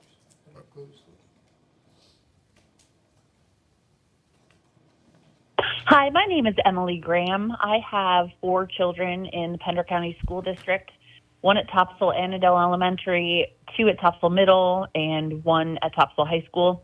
My oldest son is my 5th child that was in the Pender County school system. His name is Ryan Morris. He graduated in 2020 from Topsail High School and just recently graduated from Chapel Hill. I have to say how upset I am to hear about the firing of Coach June. I can't even explain how much he has poured into my oldest son. Basketball, I mean, from a young age when Ryan started being coached by Coach June, you could just see a difference in how Ryan behaved as a team member, just really in the community. Ryan's always been a really good kid, but Coach June knew exactly what to do to help him become an even better kid. And I just can see the love that he pours into these kids in our community. And as someone who is really trying to do that myself, I have my own theater company that I've just started in Hampstead as well. I really find it important to find those individuals in the community who really want to care for other people's kids, treat them like their own, help them learn and grow doing something that they love. In my case, it's theater. In Coach June's case, it is basketball. He has been such an incredible influence on my son, and I've seen him be that for so many other children in this community.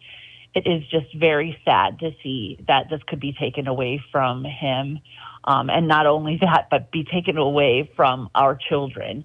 All of our kids need somebody like Coach June to cheer them on and help them learn and grow and become better humans. And he is just such a pillar of this community that I really plead with you and implore you to reinstate his employment, get him back on the basketball court with the kids.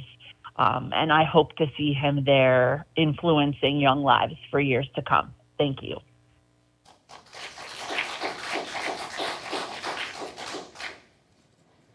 This is Rochelle Whiteside at 315 West Bridger Street in Burgaw. At one time, I think we believed that those who served as elected officials chose their position because they felt a calling to serve the greater good, and that they possessed the intelligence, compassion, and moral compass to carry that out. Today, I think one can only wish for that to be the case. I say this especially in reference to our Pender County Board of Education. It appears to me that there are members of that board who either don't understand the parameters of the position for which they were elected or appointed, or who attempt to use their positions as stepping stones to move up the political ladder by ingratiating themselves in the eyes of their political party or a faction of that group. The appearance of Policy 3210, parental inspection of and objection to instructional materials, which deals with parents' rights to have a voice in the matter of materials chosen for their child's education, is once again on the agenda. There are members of our school board proposing an ill-conceived notion to remove school-level teams and district-level review teams from the process of parents' objection to instructional materials. This takes away the voices of the parents and educators on the panels designed to review materials in question in order to recommend the removal or maintaining of that material.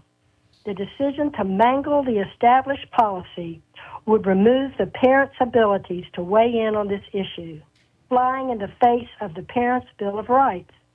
This proposal would place the burden of research and recommendation on the Office of the Superintendent, whose workload would be increased to research and report on each piece of material, explaining the school's justification for originally purchasing the materials and providing a list of all other schools which have the same materials in their collection. The superintendent would then be charged with making a report justifying whether he or she believes all the schools in the county should dispose of the materials or keep them in their collections. In the name of streamlining the process, this proposal not only eliminates parents' involvement, it places an absurd burden on the Office of the Superintendent, who would have 10 days to read the books not only those questioned by well-intentioned parents, but also those on the innumerable lists vomited up by radical political groups. Once again, our precious children are made pawns in a political game.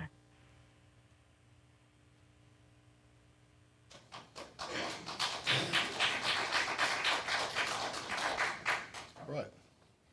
That's all right. Yes, sir. All right, before we go into the information agenda, we're going to take a short recess in case we've got a lot of people here and some of our members might want to talk to some of them. How many minutes?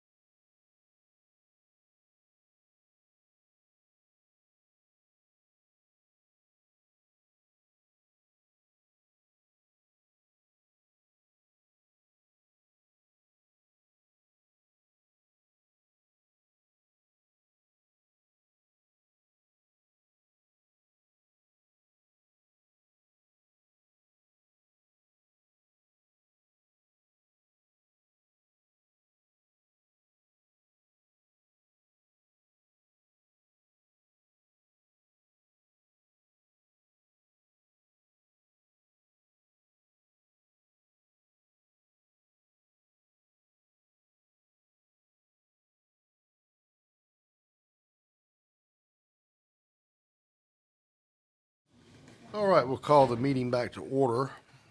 On the information agenda, item 8.1, accountability update for 2023 and 2024. All right, as we're getting set here, I'll intro it as we prepare to review the North Carolina accountability update for the results of the 23-24 school year. I'm pleased to report that Pender County Schools has made significant progress in several key areas. Our district's commitment to academic excellence and student growth is reflected in the data that we are presenting. As a precursor to the presentation, you will see Pender County Schools continues to increase in overall proficiency and reduce the number of schools identified by the state as low performing.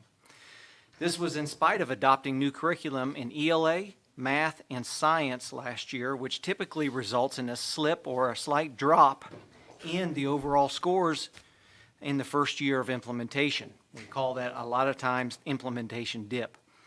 Not seeing the overall decline is a testament to our teachers, our students, and our parents in Pender County Schools. And as we dive into the specifics of the report, we'll discuss the areas of success, identify opportunities for improvement as next steps, and outline the strategies to support our continued progress. Our goal remains to provide every student in Pender County with the highest quality of education and prepare them for success beyond graduation.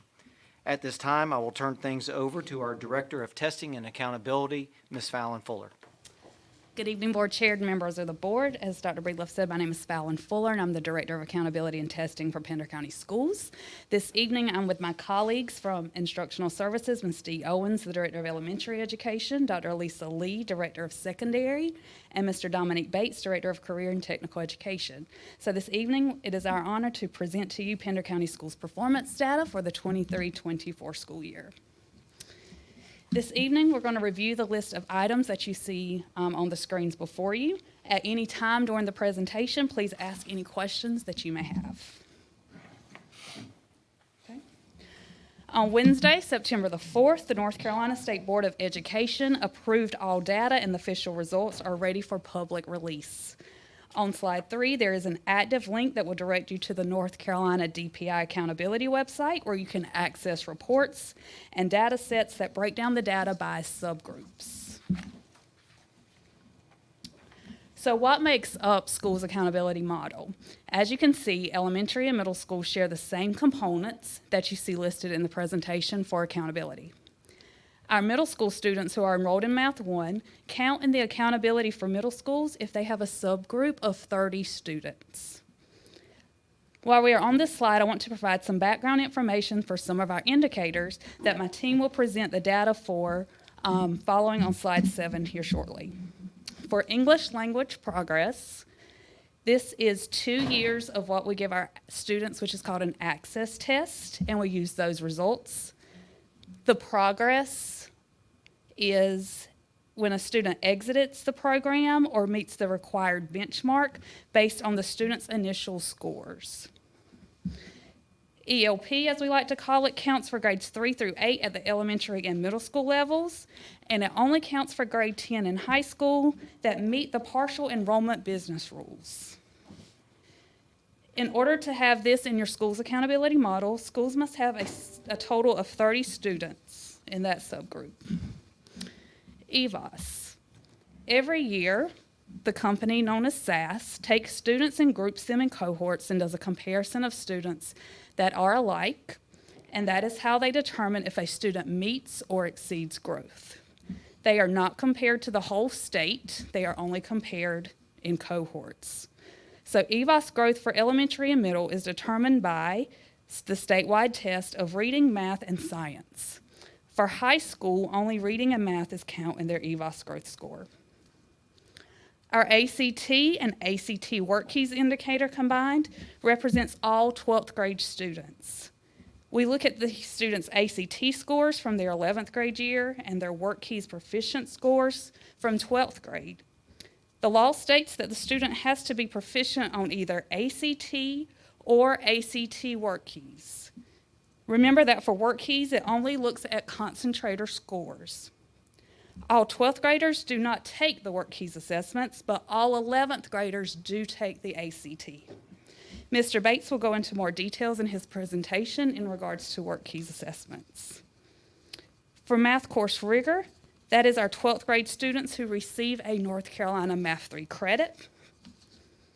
Our cohort graduation rate, our students that were enrolled in the 9th grade during the 2020-2021 school year and graduated in 4 years for the 4-year cohort rate or in 5 years for the 5-year cohort rate. Okay.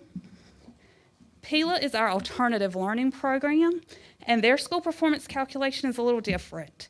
So PILA services students in grades K through 12 and follows the alternative schools accountability model. So PILA's participation is option B, and the components of that is students' persistence, which is 20%, school achievement, which is 20%, and their school growth of 60%. And their designation for this model are the following by comparing current year overall score to the previous years, so they can either be progressing, maintaining, or declining, and PILA's rating this year is maintaining. Listed here are the EOG and EOC scoring levels. Students receive a score of not proficient, level 3, level 4, or level 5.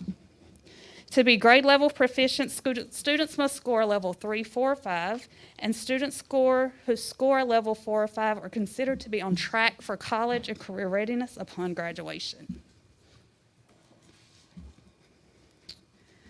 So this is the school performance grade breakdown. 80% of performance is the breakdown we previously discussed on slide 4, and EVOS is 20%. These two numbers are then added together to get the school performance grade, and then the state follows the 15-point scale that you see listed.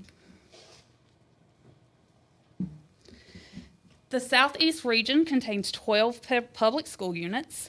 Pender County is ranked second behind New Hanover County Schools. The overall rank is based on the number of green highlights that you see on the presentation. That is based on the number of greens that are higher than the state's average. We did only put those surrounding school districts in the presentation, but if you would like to see where we ranked in the 12, I'm happy to provide that information for you. Next, Ms. Owens is going to present the district's elementary data.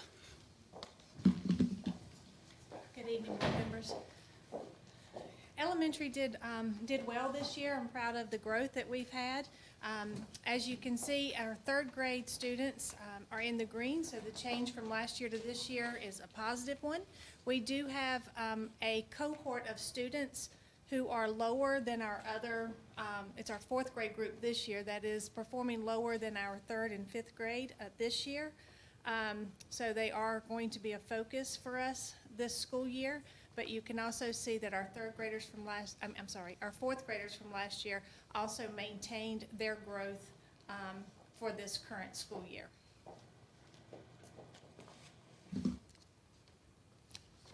Next is our middle school overall performance. As you recall, we implemented new curriculum both in math and reading last year. We made tremendous growth in our middle school and will continue to implement that curriculum with fidelity. Next is our high school for all our EOCs, biology, English 2, the math 1, and the math 3. We continue to make strides in those areas, and as Ms. Fowlin Fuller explained to you guys, the indicator about ACT 11, the work keys 12, Mr. Bates is going to talk more about that, and how the state looks at it is ACT or work keys, which is the bottom one.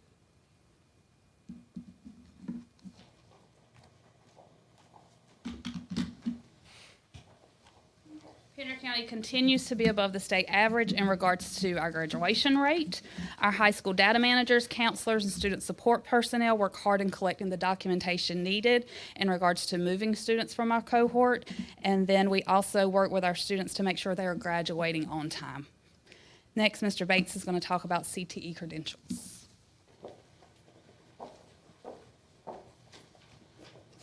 So I'll go ahead and speak to the work keys.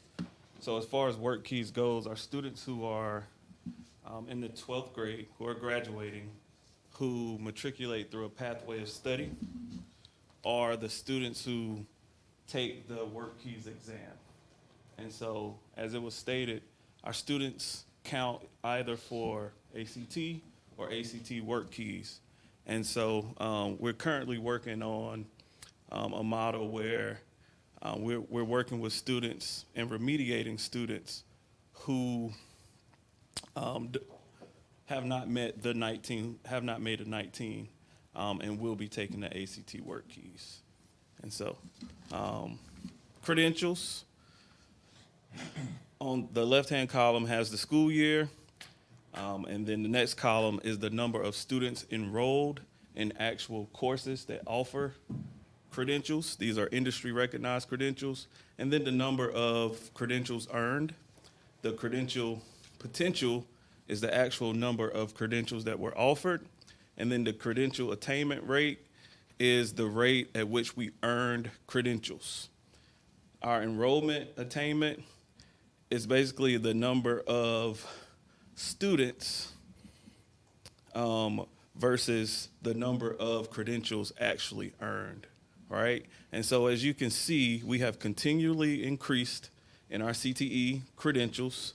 In the last 3 years, we've grown from 3,675, 5,218, 8,050 credentials earned this past school year, with the offering of 9,640, with a credential attainment rate of 83.5%. And then the enrollment attainment, 310%. Basically what that means is for every student that was enrolled in the class, they earned at least 3 credentials. And so, that's the credential numbers. If we look at the comparison from last year's results, Pender County Schools was number 4 in the state in credential attainment rate. 83.5% this year surpasses what number 1 was last year, 82.4%. So we're hoping for some good news about credentials soon.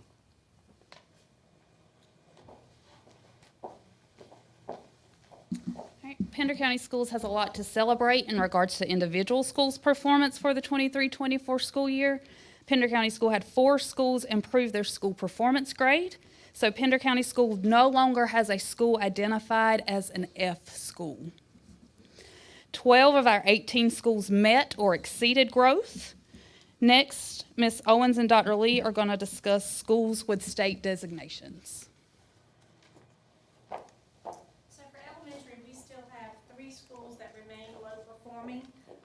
In low performing status. These schools, we've already, of course, made them a focus for this coming year.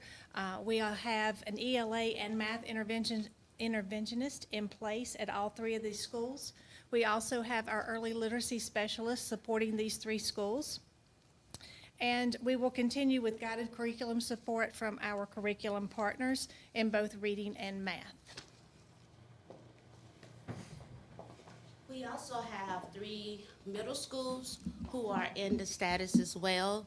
Cape Fear Middle School has gone from a C to a B, so they will come out of that status, and they achieve or exceeded growth this year. Burgall Middle School moved from an F to a D, and Surf City Middle School moved from a C to a B. So we're very proud of our middle schools. In high schools, Hattitrust High School moved from a C to a B. Pender High School continues to maintain growth and continues to focus on student needs, and it's also will be a focus of ours this year. And Topsail High School is a B. Pender Innovative Learning Academy is maintaining based on the model that Ms. Fuller explained to you guys earlier.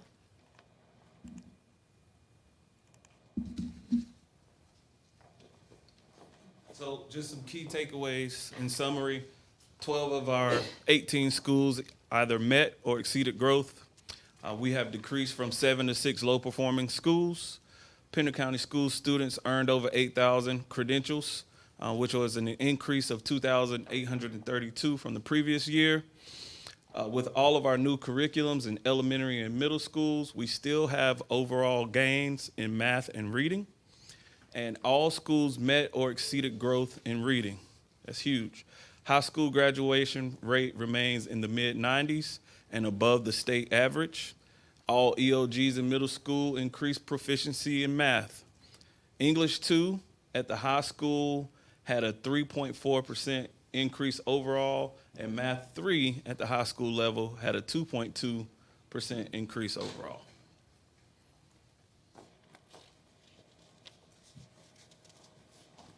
So our next steps is supporting leadership and goal setting. At the beginning of the year, goal setting and action plans has already occurred. And this process will continue for middle of the year, end of the year, with check-ins in between. All school improvement plans will be shared with you in December. Our low-performing schools are the priority for support from district and school leadership, and support will continue in all adopted curriculum resources. Along with the adopted curriculum, we're going to continue with the professional development for our teachers and administrators. We have adopted new science curriculum that we're rolling out, and we're going to support this year so we can have full fidelity. We're developing a plan for our multi-language learners and support for that population of students. And ACT and Work Keys continues to be a focus for our high school. So we're at the end of our presentation. Do you guys have any questions for our A team?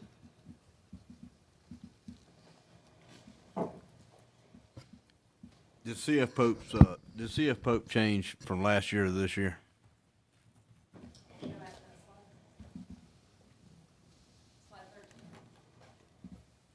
They remain the same. Okay. Any additional questions? So last year, all the principals came in and gave us, what kind of presentation was that, sir? Yes, sir. It's a plan for improvement. Those that are deemed as low performing will be able to present their plan for improvement to the board, because that will need to be approved by the board. Yeah. So last year, we had a plan for improvement, and we still got schools that have not met expectations. What are we going to do going forward, other than just listening to what they're going to tell us they're going to do, and then it don't happen? 'Cause that's just what the perception I'm getting is. Are you asking what's going to be different? Mm-hmm. Yes, sir. Well, they will continue to look at their data and make goals, set goals as teams, along with district administration on improvements for academics, ELA, math, science. We've put in place, remember this is going into our now second year with our new curriculum, so they should be more versed, our teachers should be more versed in that curriculum.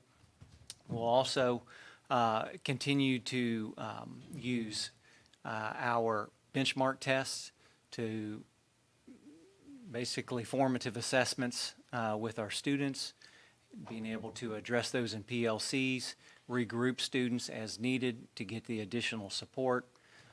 So they're putting a number of things in place in order to support every student that is not proficient within the school.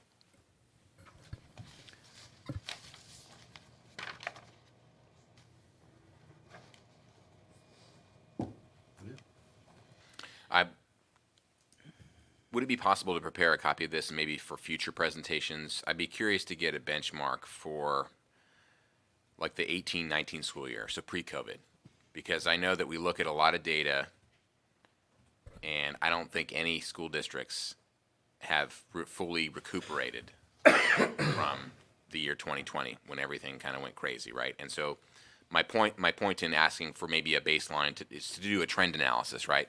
How can we get back to where we were in 2018-19 before COVID? And what are the things that we were doing then that maybe we're not doing now? And maybe what are the things that we're doing now that we were not doing then?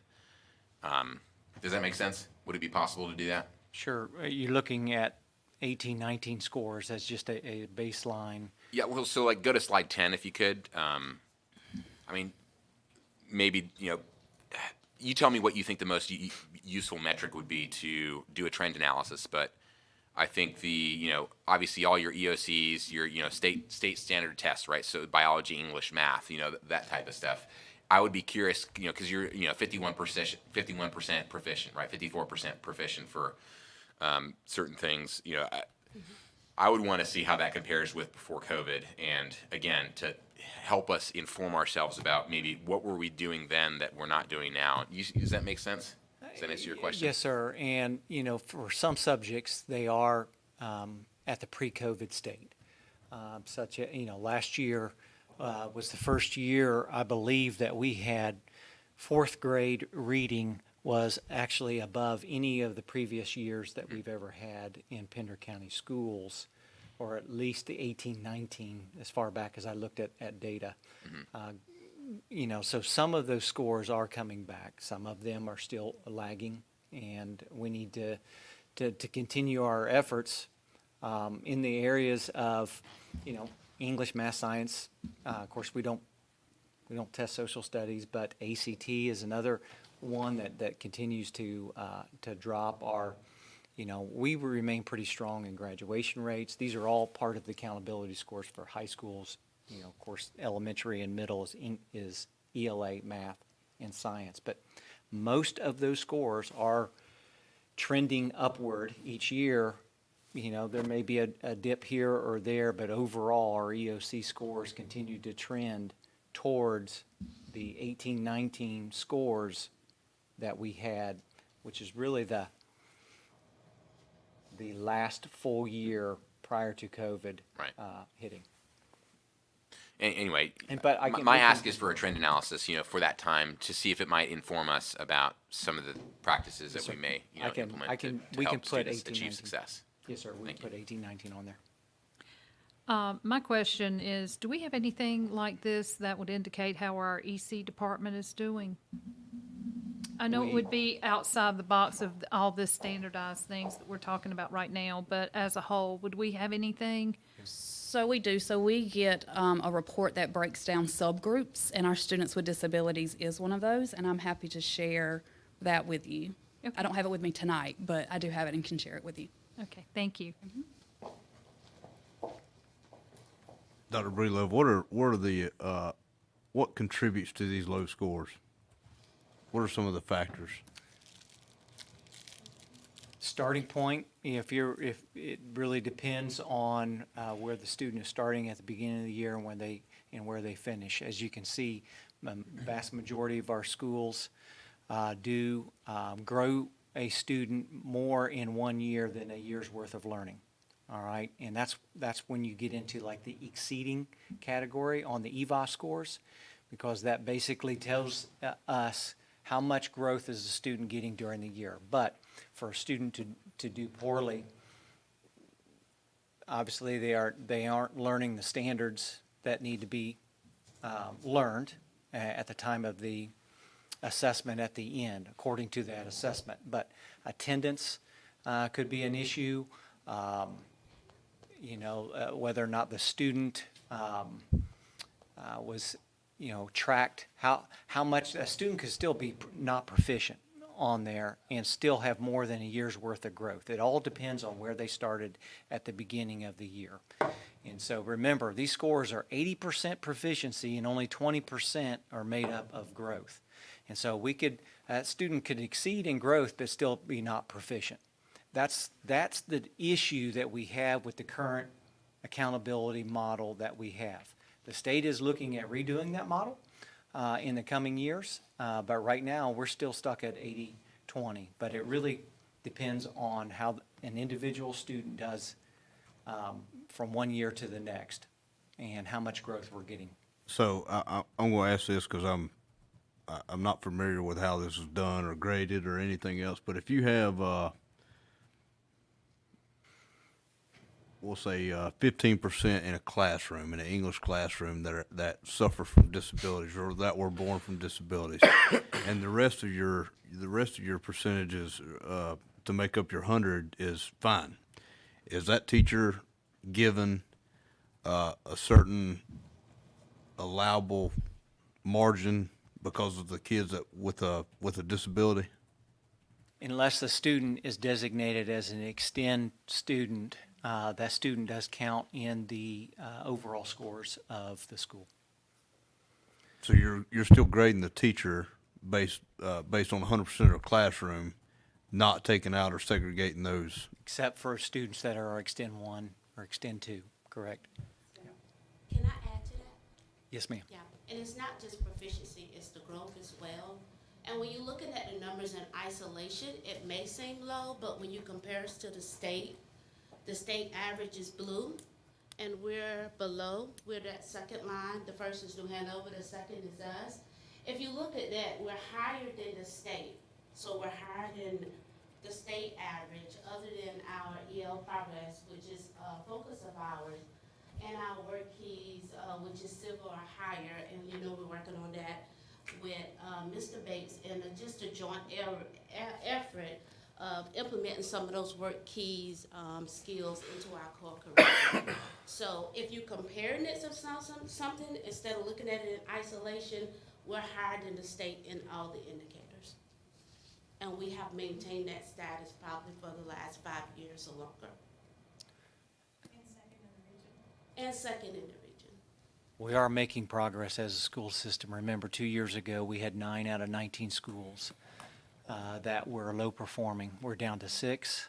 And I know one school was about a half a point away from pulling out of low performing as well. So we are chipping away at that. It does take time, but our goal is that we have no state designated low performing schools. And then some of our schools are low performing because they have the grade of a D and they met growth. So even though they met growth, they are still considered by the state low performing. The only way to get out having a D or an F is to exceed growth of that school. That would go back to what you said about attendance. I mean, if we ain't got kids attending school, you ain't gonna have good scores, right? We want to be at a 95% attendance rate across the board. Because we talk about pre-COVID, that's what we were pre-COVID years was, as a district, it was around 95%. Last year, we were 92.3%. Where are we at right now? 92.3. Right now, I'm not sure that we have that until we get through the 20th day. Okay. Thank y'all. Thank you.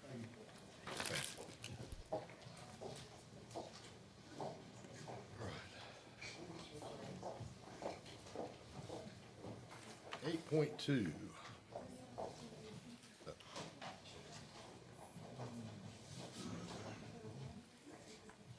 This is the Youth Risk Behavior Survey. Every other year, the North Carolina Youth Tobacco Survey is provided across the schools in North Carolina, randomly selected throughout the state to get a better understanding of the scope of the youth tobacco use, and especially vaping these days. It is used to aid us in the design and the teen-focused tobacco control and cessation programs. 5 of the Pender County schools have been randomly selected to participate in this year's North Carolina Youth Tobacco Survey. The schools are Surf City Middle School, West Pender Middle, Heidi Trask High, Topsail High, and Pender High. Within these schools, 2 to 3 classes will be randomly selected to participate. According to state law, the survey is exempted from the Parents' Bill of Rights and does not require active parent permission. However, we will be provided an opt-out letter for those parents of students in those selected classes. It should take about 15 minutes to conduct, and we just wanted you to be aware of that. Are there any reservations or concerns? Do you know what some of those questions are, Mr. Taylor? Ms. Radabaugh, we did have some questions. We do have a copy of the questions. We can provide those for you if you would Thanks, like, sir. sir, or to the board. Thanks, sir. Yes, sir. Any other questions? All right, thank you. Thank you. All right, item 8.3, Mount Calvary. We've got several people, Dr. Jimmy Tate and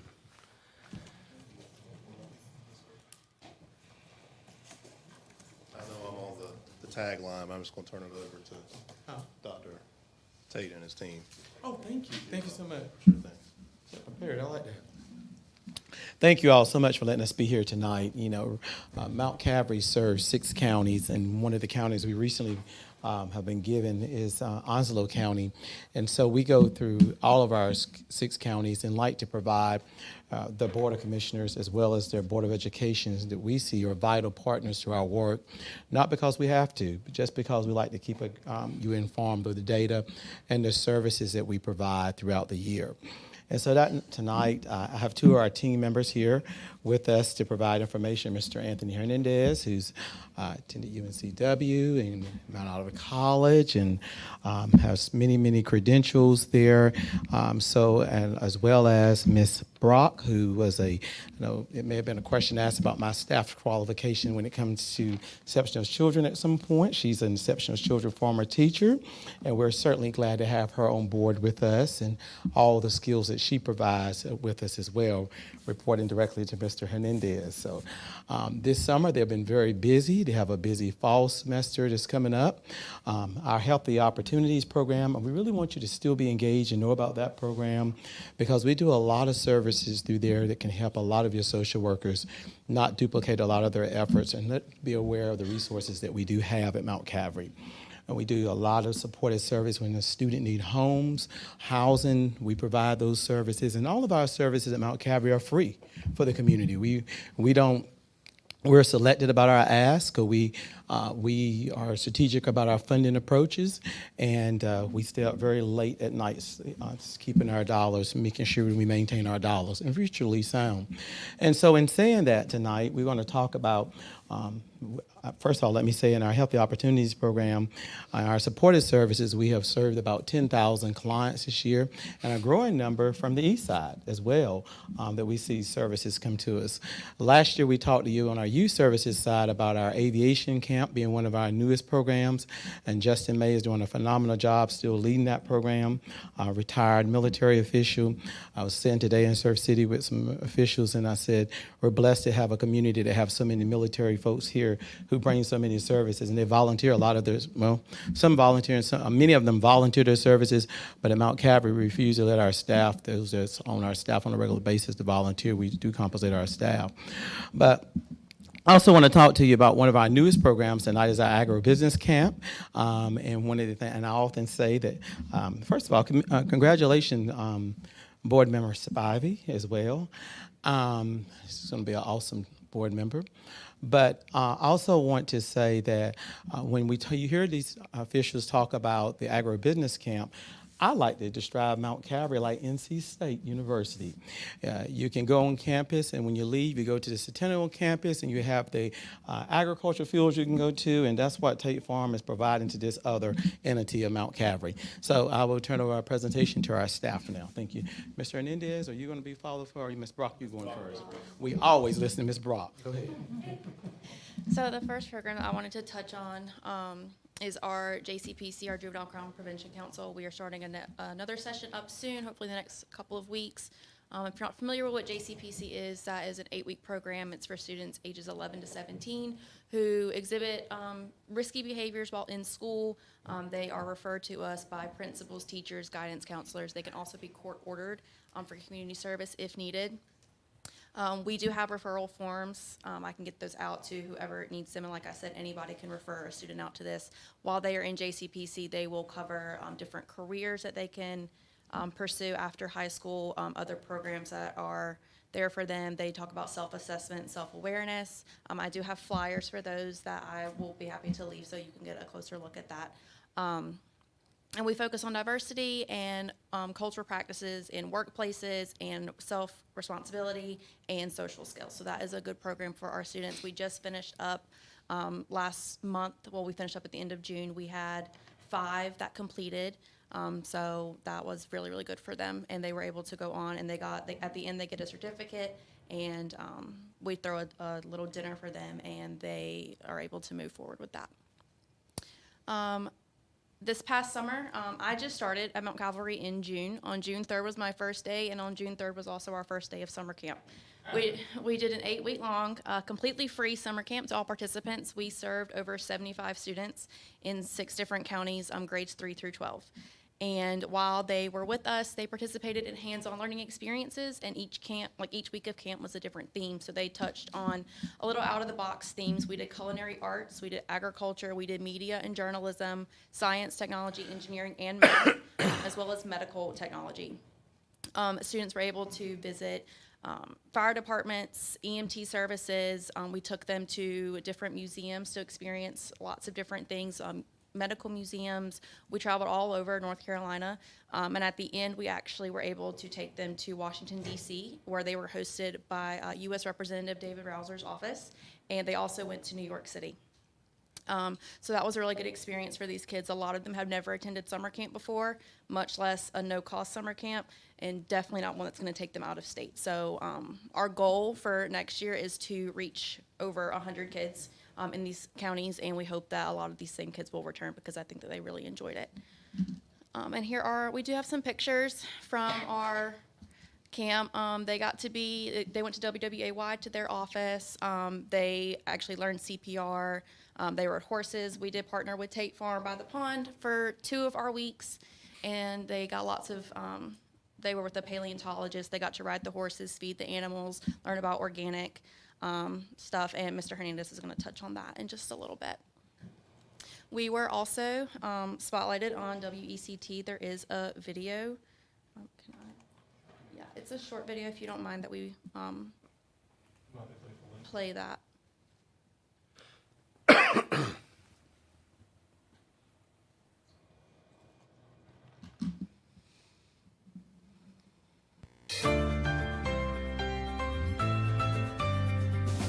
WECT highlights a nonprofit agency in the area every month as part of our Community Spotlight program. Tonight we're talking about the Mount Calvary Center for Leadership Development.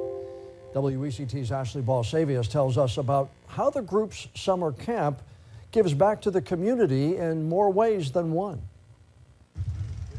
From learning how to grow their own food to helping take care of animals, the summer enrichment program at Mount Calvary Center for Leadership Development in Wallace is giving 60 kids from 6 counties in southeastern North Carolina an opportunity to give back while having fun. Ryan Godfrey is a summer youth coach with Mount Calvary and says for many of these kids, it's their first time attending a summer camp.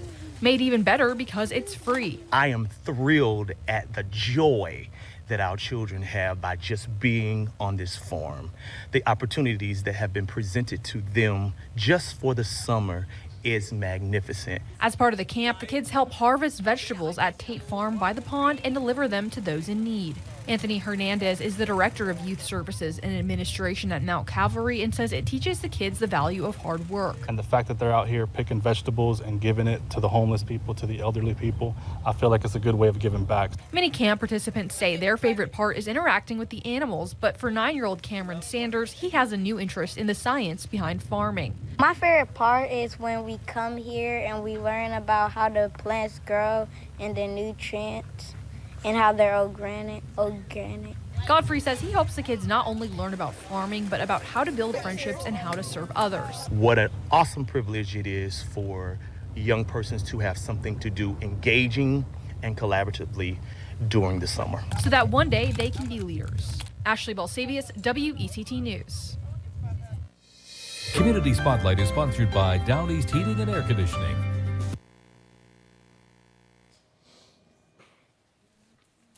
Thank you for letting us show that. So yeah, that was what we did over this last summer. That has brought us to our fall programs, and Mr. Hernandez is going to tell you more about what we're going to cover in the next. We're going to start in the fall. There will be other sessions in the spring, so he will tell you more about that. Thank you. Good evening, everyone. So like Ms. Brock was saying, we offer plenty of fall programs. We noticed that whenever we offer this free summer camp, a lot of the children kept telling us that they wish there was more things that they can be a part of. You know, much of the bigger cities, they have after-school activities, YMCA, several things that they can be a part of. In these rural areas, we really don't have that. So my goal and Mount Calvary's goal is to reach as many youth as possible, offer as many services as we can to help mentor these children, keep them engaged in the community, show them how to fall in love with their community and where they live at. So one of the programs that we have is the aviation program. I'm not sure if many of you know, but if you're 16, you can actually apply to get your pilot permit.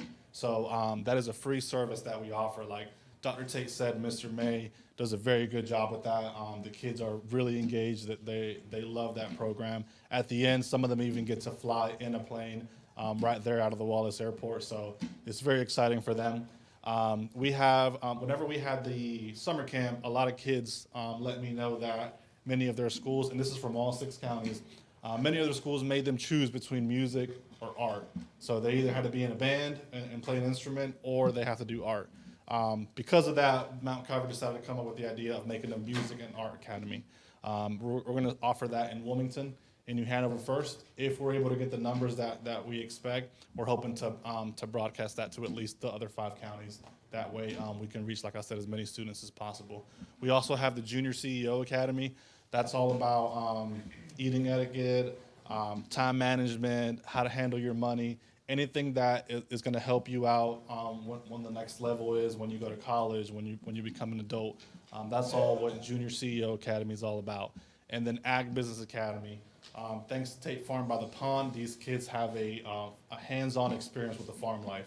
As many of you guys know, here in Pender County, there's a lot of farms, a lot of animals. So the fact that these kids are able to be hands-on, they really do seem to enjoy that.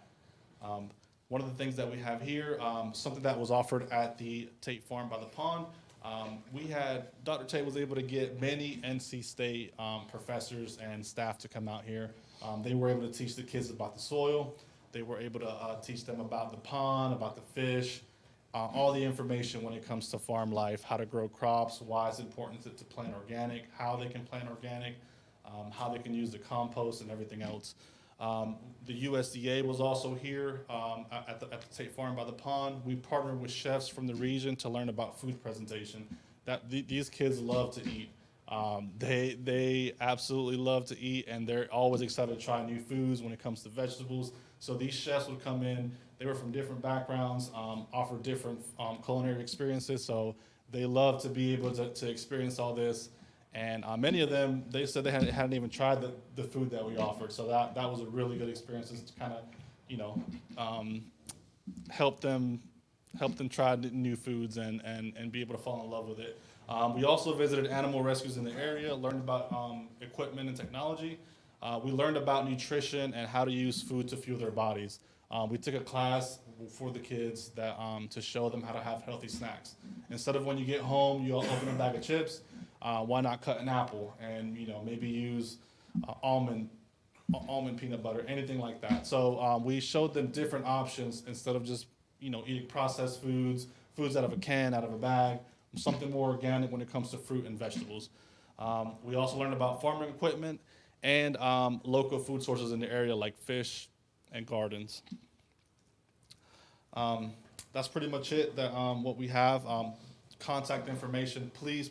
I feel like it's very important to get the word out there. Many of these kids don't know, or many of these families don't know that these services are being offered. I'm trying, me and Ms. Brock, and also Mount Calvary, we're trying everything that we can. We're reaching out to schools. We're reaching out to people in the community, in the county, and just trying to offer these services and let the public know that they're here, they're free. And the more engaged that we are with the community, the more they come in, the more programs we'll be able to offer. So if anything, I please ask everybody here, if you could please just promote and be able to let people know what we have to offer and hopefully benefit this youth as much as possible. Thank you. Any questions? Thank you. Add a comment if I can. The only thing that bothers me about that slide is, if you might remember, when we started Mount Calvary 3.5 years ago, we were located at 405 I said for many years, 805 Commissioner Springer, South Walker Street, when I was on the board for 8 years. Now it was 405 NC Highway 11, right across the street there at Attorney Lacewell's office for many years when we opened initially. And then when we made the decision to buy the property in Wallace, we decided that we would buy more buses and more vans and transport the people from Maple Hill, Corey, Atkinson. And then when our aviation and other programs started growing, we saw a need of more students coming from Topsail area, so forth. So we bus a lot of our students in from Pender County. Pender County has high numbers in our program. Kids, it's amazing to see the kids that drove in this summer to camp and how they're able to get here. But we are very happy to ask you to mark on your calendars on October the 30th. I've been blessed now. Dr. Robinson, who's at another board meeting tonight in another county, is our executive director and really our chief operating officer who does my work. Her, along with Dean Thomas and this wonderful team you see here today, are doing a lot of our great things. So it's allowing me to serve more in our role as our chief fundraising officer, basically, at Mount Calvary. And so, therefore, I'm very happy to announce on October the 30th, we will have our groundbreaking ceremony for here in Burgaw. We purchased about 3 to 4 acres of land a couple months ago. We've been very quiet on that. Over the next 30 days, we're planning to have that fully at a level that we want to go into that at, with very strong in this endeavor. We want to have no debt at Mount Calvary. We've been very strategic about that. And so we ask that those of you that are inclined to join us on October the 30th as we kick off our site here in Pender County. And that's going to be our biggest site of all the 3 other locations that we provide. Okay? I thought you all might be glad to hear that. Not for me, but for the kids we serve. Ms. Brock, you got something you want to share? I do have handouts and also my business card. Is there a place that I could leave these in here or out front? And I'll get them to you, and then you can just pass them out. All right. Thank you. Thank you. Appreciate it. Okay. Yep. Any questions? Perfect. Thank you, guys. All right, thank you. Thank you.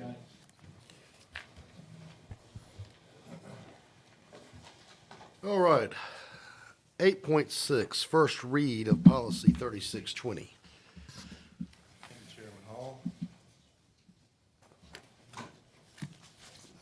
This policy is a proposed revision, first read for policy 3620, extracurricular activities and student organizations. I believe this was brought about by Session Law 2023-109. Is that correct, Brandon? Yeah, just trying to remember that off the top of my head. And also General Statute 115C 407.59, which basically says that I think the common name for that particular session law is Fairness in Women's Sports Act. Is that right? Something like that. So this basically prohibits male student athletes from participating in sports that are designated as female sports within the district. This would apply to middle and high school student athletes. And this is something, Mr. Davis, this is also included in the State Athletic Association, and they follow this policy as well. I'm happy to take any questions or concerns or anything else. Is this, I've been following it on the news. Is this pretty similar to what New Hanover County has been doing? Do you know? They've been doing a lot. Right. Right. Here lately. So, but yes, it is pretty similar. Okay. I don't know, and I haven't searched every 119 districts' policies. I haven't seen this in other policy manuals, but it may be coming. I don't know. And the only reason I brought them up is because they're a neighboring county. Sure. So I didn't know if maybe you could talk to them. Yes, ma'am. Okay. Mr. McPherson, do you have anything you want to add to that? Okay. If there are no other questions, I'll move on to the next one. I assume you guys want this for second read next time, so I'll make sure it's on there. Second policy is 3210. This is a first read as well. This is remove school-level teams and district-level review teams from the process of parental objection to instructional materials. Again, first read is here. You have the strike-through version in your packet. I'm happy to answer any questions regarding this or defer to Mr. Cordero. I'll just briefly make a comment that Miss Malbus, I believe, gave us a phone comment, and I wanted to address her. I think she was concerned about parents' voice or the voice of teachers being taken out of the process, and I don't know that that's accurate. Essentially what this does is it truncates the process. What Mr. Lawson, what is the average time that it takes from like beginning to end, adjudicate one of these things? As far as like going from the first parent complaint or I guess challenge to the school level review and then a CMAC review? Yes, sir. So we've had in the last 2 years, we've had 6 challenges. I believe all of those challenges have taken less than a month. One was about a month because they had multiple books. But normally when we receive the request from a parent, they're responding within 10 business days, and then the school level team would convene, and normally that takes about 1 week to 2 weeks, depending on when they can get everyone's schedules aligned. So normally, I would say 2 weeks is an average time for us to get that through at the school level. And then from that time, parents have the ability to have, a 10-day period, I believe it's 10 days, I need to double check, but a 10-day period where they can request from the superintendent to review it at the MTAC meeting. So, 2 weeks, and then if they had a 10-day request, then it would be probably another 2 weeks to get a team together at the district level. We haven't done that yet, so I'm just kind of estimating it would run similar to the school level team. Does that answer your question? Yes, it does. So we're talking about probably a couple months, I guess, and from beginning to end? To go all the way from the school level process? Yeah, if we were to go through, all the way through. All the way to the process, you're looking at a month and a half, probably. Okay. So what this does, I think, in past meetings, I think staff, the board has struggled with what does each one of these teams do, who's on the team, et cetera. And so I think my concept with this was essentially to not remove their voice, but just to make the process less layers, where and I think she also worried about burdening the office of the superintendent with the burden of kind of making the case. So in this case, in any of these cases, you'd have a parent saying something is not appropriate, and then the school, I assume if there's a controversy, would want to keep the book. And so this policy essentially says the superintendent or designee, right? Whomever, the superintendent thinks is most appropriate. It could be a group of people, it could be a singular person, whomever the superintendent thinks is appropriate. So that would be my response to that. Is I'm not saying that it required Dr. Breedlove or whomever the superintendent might be in the future to read every book. It would be whomever he feels as the chief executive of the school system to make the case. And then we'd basically make a case from the school system as to why the book should be kept. The parent would obviously have their case for why the book is not appropriate, and then that information would be forwarded to the Board of Education for an ultimate decision. So that was just what I envisioned to be a more reasonable process. I understand there's varying opinions on this matter, but I figured I would share that. And thank you for sharing that, because when I saw this, I couldn't really understand the why behind it. So the why behind it in your reasoning is that we are going to make this a much shorter process. Basically, it's just going to come directly from the parent or at school to us for a deliberation. Right. But that all the information that would be included, as far as, there would be a report. I think that, or is there a report developed by the CMAC, Mr. Lawson, or something produced by them as to their opinion of appropriateness, right? Yes, sir. There would be a report. Obviously, we have an online digital form which parents can get a paper copy of, which is consistent. So anytime a parent has a request to reconsider, they'll fill out the exact same form. And then every school level team has a form that they fill out, and then we also have a form at the CMAC level, and we can provide those to the board if they like. I'm not trying to get rid of that feedback, but just trying to bring it to this body for a decision on the other, I think, issue that I'm trying to struggle with is inconsistency between schools, where one school would deem a book to be inappropriate while another would deem it to be appropriate. And I understand, that there's an argument to be made that, well, these are disparate communities and they have different values, and the values of one community doesn't necessarily apply to others. So, but that was my thought process. Does that answer your question? It does. Thank you, ma'am. If I Thank may you. correct myself, I apologize. The parent has 7 days after the school level decision to contact request. from the superintendent that there's a district level review. I said 10, I apologize. Thank you. Mr. Lawson, do we have any books currently in the process? None at all? We currently don't have any requests in for reconsideration or any requests for inspection of instructional material. Either of that is in the system at this time. You can double check. Okay, The last thanks. I checked, no. Thanks, sir. Well, and another question I would have is how many book appeals did we have last year? We had 6 total requests within the last 2 years, which is when we institute that digital form. So 6 total requests. Out of those, 5 decisions came back at the school level to keep the material.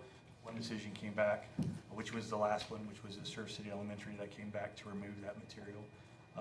And none of those 6 requests did we had a parent request that it go any further past the school level.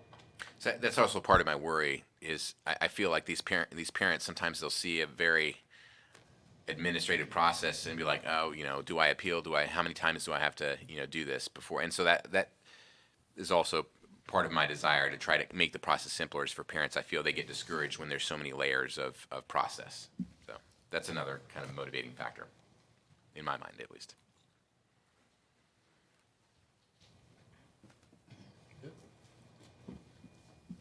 All right, thank you. Thank you. You are doing 8.8 as well. Certainly can. These are graduation dates that have been vetted through directors, principals, students, and the school communities to try to get something on the calendar that was set in stone. We wanted to share these with you and provide and also seek feedback from Board of Education members regarding that. So the mid-year graduations would be January 3rd. They would be divided up amongst the day. We found that it was important for them to have a graduation ceremony of their own in their building. And that was the desire of the principals and everybody involved. And then traditional ones also, May 29th. PEX is the kind of outlier because they have the earlier schedule or end of the schedule. 29th, 30th are the main dates for the rest of them. And there's enough time, barring traffic, to get from one to the next for every board member, hopefully. Of course, barring traffic. So information purposes only at this point, but happy to take feedback back. So these are not set in stone yet? This is what the school communities want. So, I mean, unless we can certainly review them again. But I do know I spoke to 2 of the high school principals and, their community, this is what they want. So, may not be every community member out there, but it's, based on what I've been told. What methods do they use to come? So you're saying the community, right? I assume that includes parents and a variety of stakeholders. What methods? I'm just curious. Don't know. No for idea. sure. Yeah, don't know for sure. Okay. I would assume Lisa Lee's still here, I think. Do you know how that was vetted in the community? Okay. It's done individually. We can find out. Yeah. we can It's, a certainly- lot of it's during work time, but I say this every year, so nothing new. Okay, anybody?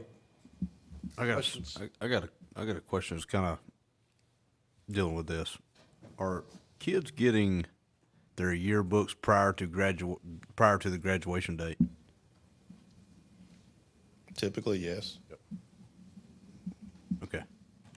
I had a parent contact me about that, and that's why I was asking about that. And I believe and I don't want to misspeak, but I believe they can order them online. And some parents or some students may have ordered them online at a later date. It was The ability told to get it is there. It was told to me that they're taking pictures late, and then all of a sudden the yearbooks are printed, and they had to go back to the school to pick the yearbook up after they've already left. And that's why I was asking. I can certainly investigate. Okay, if you don't mind. Sure. Thank you, sir. Yes, sir.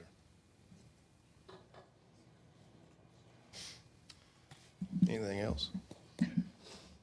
Thank you for your time. Thank you. Thanks, sir. We have item 8.9, Infinite Campus. Who is going to talk? That was added. Yeah, I added that. Dr. Belove, who would be best? So I think my concern was there's a flurry of emails, and I have seen some updates from the State Department of Public Instruction about outages and people not being able to get information. So I was just wondering if we could address that briefly. Absolutely. Here we are in week 2, and this has been an ongoing saga for the state of North Carolina. If you could maybe address also what the system is for those listening that don't know. So it's a student information system. Previous student information system was PowerSchool that many are continuing to use, and but then there's also 70 of the 115 school systems that have moved into Infinite Campus, such as Pender County Schools. In order to move into Infinite Campus had to move the data out of PowerSchool and into Infinite Campus. And so that means schedules, that means all student demographic information, all of that had to be moved over. And that did not go as smoothly as it was hoped from the very beginning. We were expecting to get access to Infinite Campus in mid-July or early July, somewhere. So we did get access mid-July. Mid. But we were expecting to get it a little bit earlier. We did Correct. not. 1st of July. Correct. All right. And so that put us behind schedule. And so as a team, for example, what was in there, what was missing, we had to assess what the gaps were and then prioritize what we needed to do first. And in that meeting, once we gained access, and Ms. Fuller and others from our team had enough time to go in and actually see what's in there and what's not, we came up with a priority of, first of all, let's get student schedules in. None of the schedules were in, and so we had to put a deadline on schools of any changes to the schedules that were in-house before we could upload those schedules and be able to print them. And that came at the final hour prior to open houses, in which we give out schedules. And then we met again and assigned the second priority is updating student information, because most of the programs like that Mr. Lawson and others run is based on accurate student information. So we had to spend time with our schools and our data managers, which are limited. Remember, it's one person that has access and has been trained on Infinite Campus to be able to go in and log that in. It took significant amount of time to be able to do that, and I'll turn it over to Ms. Fuller to kind of explain where we are in that process, because things like Thrill Share, information going out on buses, all of that is relying on the accurate data, and we are about there. I know we've taken the information and sort of been able to begin. How many total entries did we do for like bus information so far? So like yesterday, we created 455 alert lists so that our administrators now have individual call lists for specific buses in the AM and PM that should go to only the guardians of those families. We're in the process of going through and double checking that data. We want to make sure that that's right. And the hope is that that will sync nightly. So if a new student is added, they're put into Infinite Campus, that they're riding bus 230 in the AM, then they'll be on that list, so that way, we want to respect our family's time. And we don't want to be calling them if they don't have a kid that rides a bus, because then they're less likely to listen to that important message when we do get that. So we're in the process of that. Yes, sir. Ms. Fuller. So I do want to say another priority was enrollments. We are no longer using our Scribbles application for enrollment, so everything was on paper. So our data managers had to, by hand, enter the information from the paper into the system, and that was our #1 priority. They are still continuing to clear up the data. So our parents that have access to the parent portal currently, and we can talk about that also, are seeing where there are errors, Our data managers are working hard, putting in long hours to clear up that data, and parents can also make the changes themselves through the parent app, and there's directions on the letter that they receive for directions on how to do that. In regards to parents being notified, the priority in my office was definitely Pender and PEX, because as you know, Pender 9 weeks ends Friday, and PEX is in past their 20-day mark, so my priority was getting parents that access. I am currently working through the other 2,400 requests. And it is very time consuming because you have to verify the data in the spreadsheet before I can give you access to the key. Because if I give Kevin another student's information that is not his student, we're in a mess. I don't want any information. Don't give it to me. So it is just going through and verifying you are the parent of Fallon, and I'm giving you the correct code because each parent has its own unique access code in order to access student information. This is the earliest, as far as traditional schools, that we've been asked to open up the parent portal. Typically, we don't open it until the 20th day because they do fill out the BOI applications, and that gives our data managers time to make the corrections in there. So for this year, it is a little slower process than what we are used to, and we're trying to meet the needs of all of our families. But if you do have any other specific questions, I would do my best to answer them tonight. Ms. Carrie Hankins is our student information systems coordinator, and what I can't answer, I can definitely have her respond to your request as soon as possible. If teachers are having issues with accessing data, what's the best troubleshooting process for them? So What we do they- ask what them to should they go do? to their data manager first, Okay. and then their data manager tries to figure it out. If they cannot figure it out, then they send it up to the district office level. Thank you. High level, just to confirm I heard you correctly, there's what, Mr. McPherson, 150 local education agencies? Yes. 15. 115. No, 150 total. But the 115 were migrated, or? There were 115. Total. And how many of those migrated? 70. Okay, thank you. So, and that was statewide, and the state managed this migration. Yes, sir. So I'm throwing that out there so everybody, because I've heard a lot of, feedback from parents about the new system and the migration, and I just want everybody to know that the staff is doing the best they can, but this was managed by a contractor that the state chose, and dealing with the contractor is really kind of the state's ball of wax, and if they fail to do their job, there's very little that we can do other than try and fix the problem. So I beg parents and everybody's patience, and I know staff is working really hard, and I want to thank you for that. Yes, working hard and a lot of long hours. Yes. So I hear, with that said, how much longer do you think you need before we're up and running? What percentage would you say we're at school district-wide?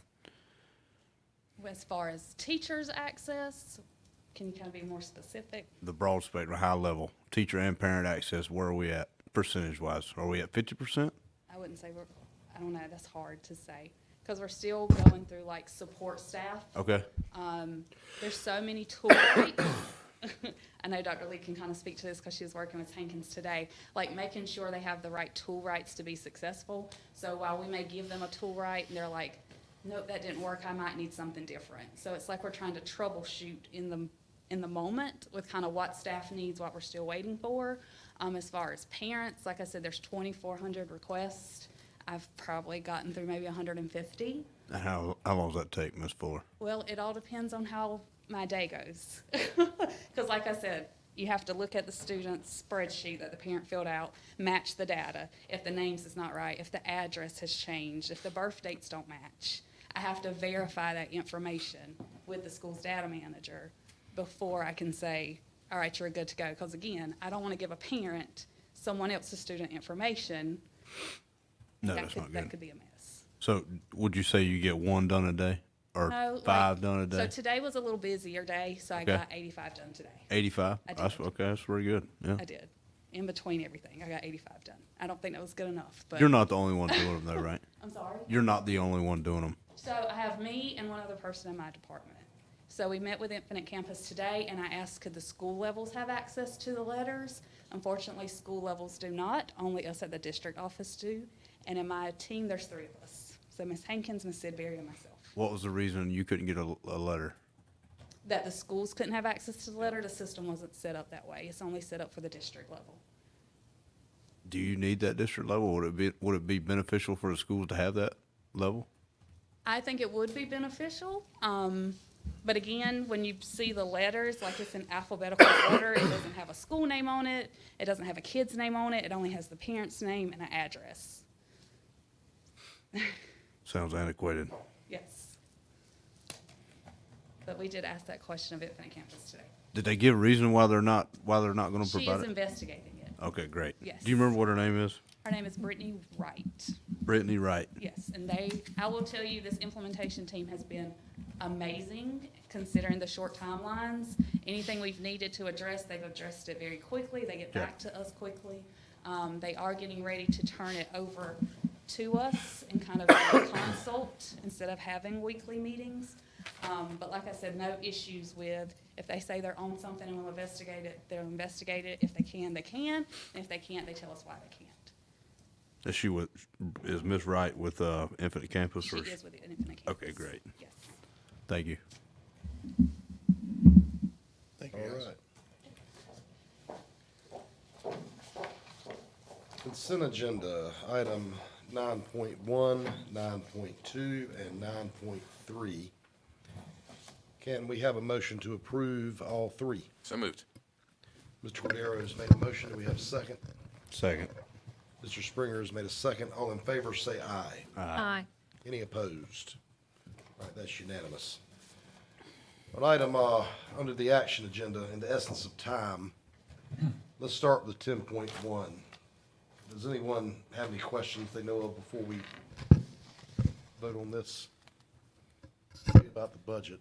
Miss Nowell, if I could, I'm going to be honest. I did not look at the budget. How many bus drivers do we have allotted for next year or this coming year? Full-time positions only. I'm not sure of the full-time position. Are you aware of the full? I mean, I assume you're talking about, if you look at TAs and bus drivers, we can get back to you on that. Okay. Because they're different, I'm not speaking on the mic, but they're different, like TAs and bus drivers. Yep. Those are different than full-time bus drivers. Okay. So we can get the information to you. I would ask if we could table this, if it's possible. I don't know, 10.1. can we table the budget and operate? We can operate on continuing budget, but it would really be nice to have a budget in place so that, All right, let's start over. Come on up and present like you planned before I said in the essence of time. I'll go ahead and tell everybody that at 10 p.m., if we're not done, I'm going to recess this meeting. So I will say that.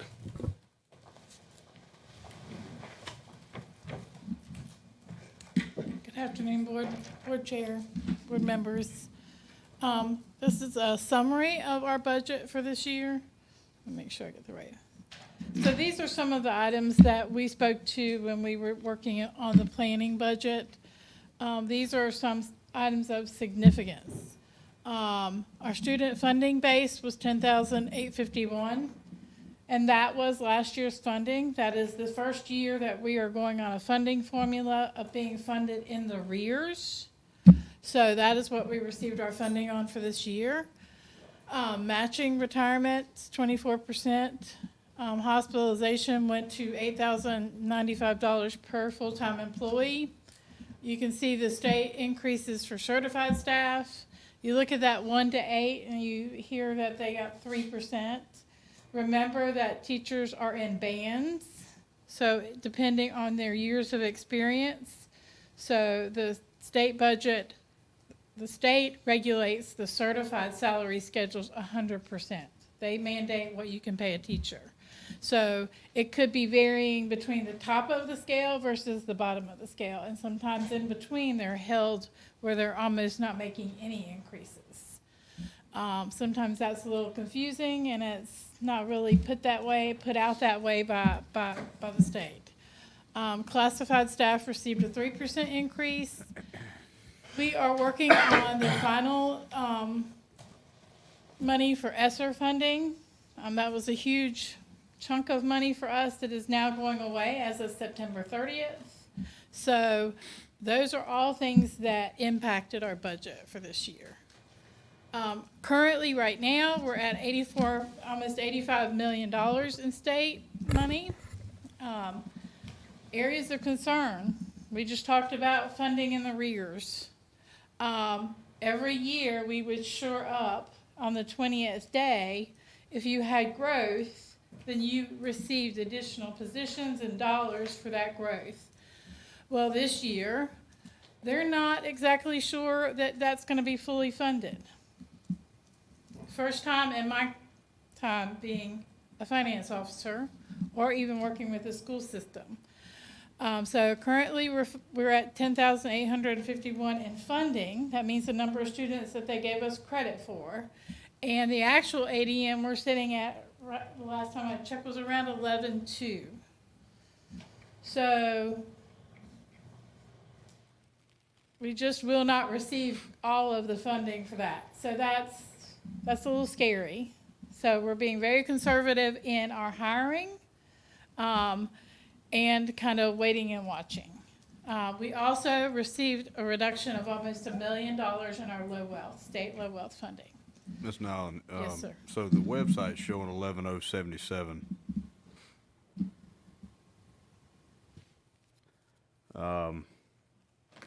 That's a little over 200. So we're not getting any funding for those 200 plus kids? So they funded us at last year's number, which was 10,851. So that was our last 20-day calculation for the prior year. Okay. Right now, we couldn't get exact numbers because we're working from Infinite Campus. We were around 11.2 at our last count. So the difference between the 10.8 and the 11.2, we will receive some funding, but they have not really told us how much funding. Okay. Copies of our budget are available to the public if they would like to see it, correct? Yes, sir. All right. And then the low wealth reduction of $1 million. Local budget, $29,973,677 roughly. The highlights. I'm very proud to stand here and say that Pender County gave us an additional $3.6 million of our ask. That was very appreciated. We did appropriate $1.1 million of fund balance to get to our budget that we presented to you all, which was the best case scenario. And that keeps all of our positions fully funded through our local appropriation. And just a refresher, that was like supplement increases, some staff members, maintenance staff, nurses. Federal budgets, just like Infinite Campus, DPI has implemented a bunch of changes in their technology department and in their financial systems. They have gone to a 32-character account code from a 19, and a lot of bumps along the way where systems do not work. So we have not been able to get any of the federal budgets in the system approved and back to us. We have authority from DPI to use the carryover funding, but we will not be able to, I'll bring it to you on a separate budget resolution, and they have to have that done by October. So, capital outlay budget, total of $3.9 million, $2.9 million in county appropriations, $1 million out of capital reserves. Areas of concern. I mean, $3.27 million of shortfall from what we asked for versus what we received. The main concern is technology replacement schedule is not funded. Deferred maintenance is not funded. Child nutrition and grant budget. Child nutrition the budget's at 5.7 roughly. Grant budget's about 7 million, 6.9. I will say that because of the additional schools that we added for CEP this year, we still anticipate continued growth for our child nutrition program. Our total budget is $131 million. Additional revenue to include federal programs will be processed through a budget resolution and not an amendment, but a resolution. Any questions? Thank you for that, Ms. Nowlin. You're very welcome. Is there a capital improvement plan yet? That is not completed yet, no, sir. Okay. When is that going to be completed? Hoping to have that done sometime this semester. Okay. Ms. Nowlin, and you mentioned the 3.27 unfunded number, and that included technology replacement. Can you tell us what that is? Are we talking about like screens and computer teachers for computers and other like things that are necessary for classroom instruction? And also, what percentage of that would be like Chromebooks, for example, and other stuff? So I that's would for say students? probably 85% of that's going to be Chromebooks. Okay. And then there's teacher laptops, and then there's the screens, what are they called? Interactive panels. The interactive Right, panels. okay. And that's on where we were attempting to get on a 5 to 8 year plan, so that we could replace them throughout, because we've had some influx of all this ESSER funding that we've been able to purchase a lot with, but we have to go ahead and plan for the replacement as they break or get outdated. So that's what that's. It was So approximately $1.2 million. of Right. that. Okay. And you said 85% of that is the Chromebooks. Yes, sir. What is our plan for that, Dr. Breedlove? Are the kids just gonna stick with old Chromebooks, or I don't know. You tell me. We have to have a refresh, just like we do with uniforms and anything else that we utilize. Our refresh plan right now is every 5 years, we are cycling out a fifth. Well, every year we're recycling out a fifth of them. So when we don't refresh them now, the next year, we need to do 2/5 in order to keep that 5-year cycle. Otherwise, we just continue to use older and older, and when that happens, we're gonna have continued issues with Chromebooks, more and more of them breaking down. Mr. Cordero, my suggestion would be to, and Dr. Breedlove and I have spoke about this, is to go to the county with a specific special requests, just with the earmarked money required to do our refresh for this year. Part of my mind goes to when we decide to purchase curricula that require a Chromebook for delivery, rather than a paper textbook that will last a lot longer than a Chromebook will. This is part of the risk and cost that we accept. Now, that's not, it's a rhetorical question, doesn't beg an answer. But I'm just saying, it concerns me that, we've basically become addicted to Chromebooks because we got all this free money, and now we're going to have to come with our hand out to the county asking for money to replace them. I don't know. I would encourage, if we could consider an option that doesn't require each student to have an electronic device they stare at constantly. But I just wanted to share that. Again, that's not really a question as much as just me sharing my opinion. Thank you for sharing, though, as far as confirming the number and the percentages of the Chromebooks as a percentage of that total unfunded cost. Ms. Now, one more question, and I won't bother you no more. Has anybody give you a deferred cost, maintenance cost, how much to catch it back up? Well, that,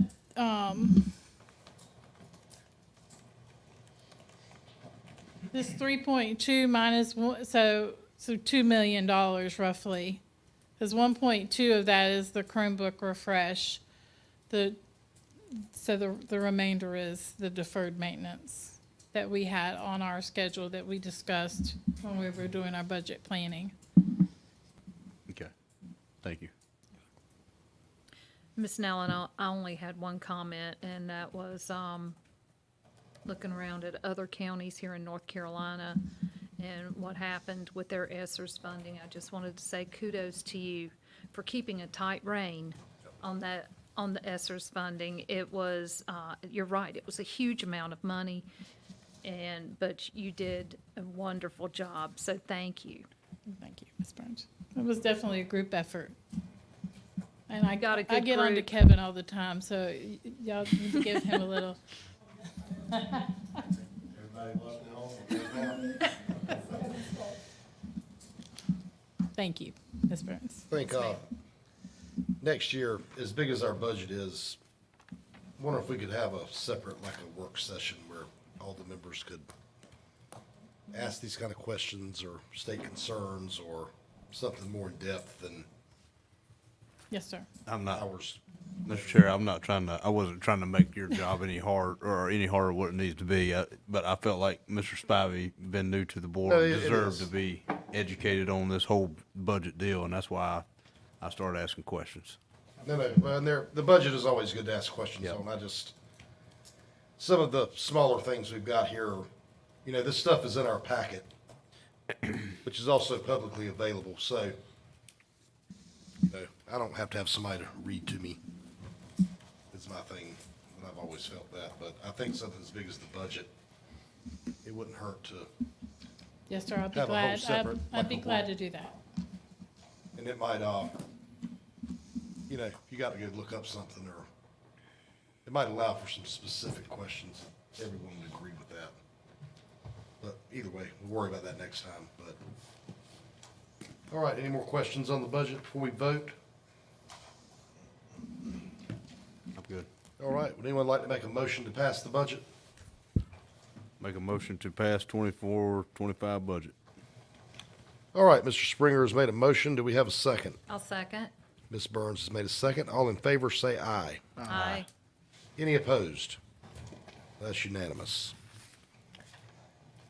Number 2, Great Minds PD for TSI designated schools in math and literacy.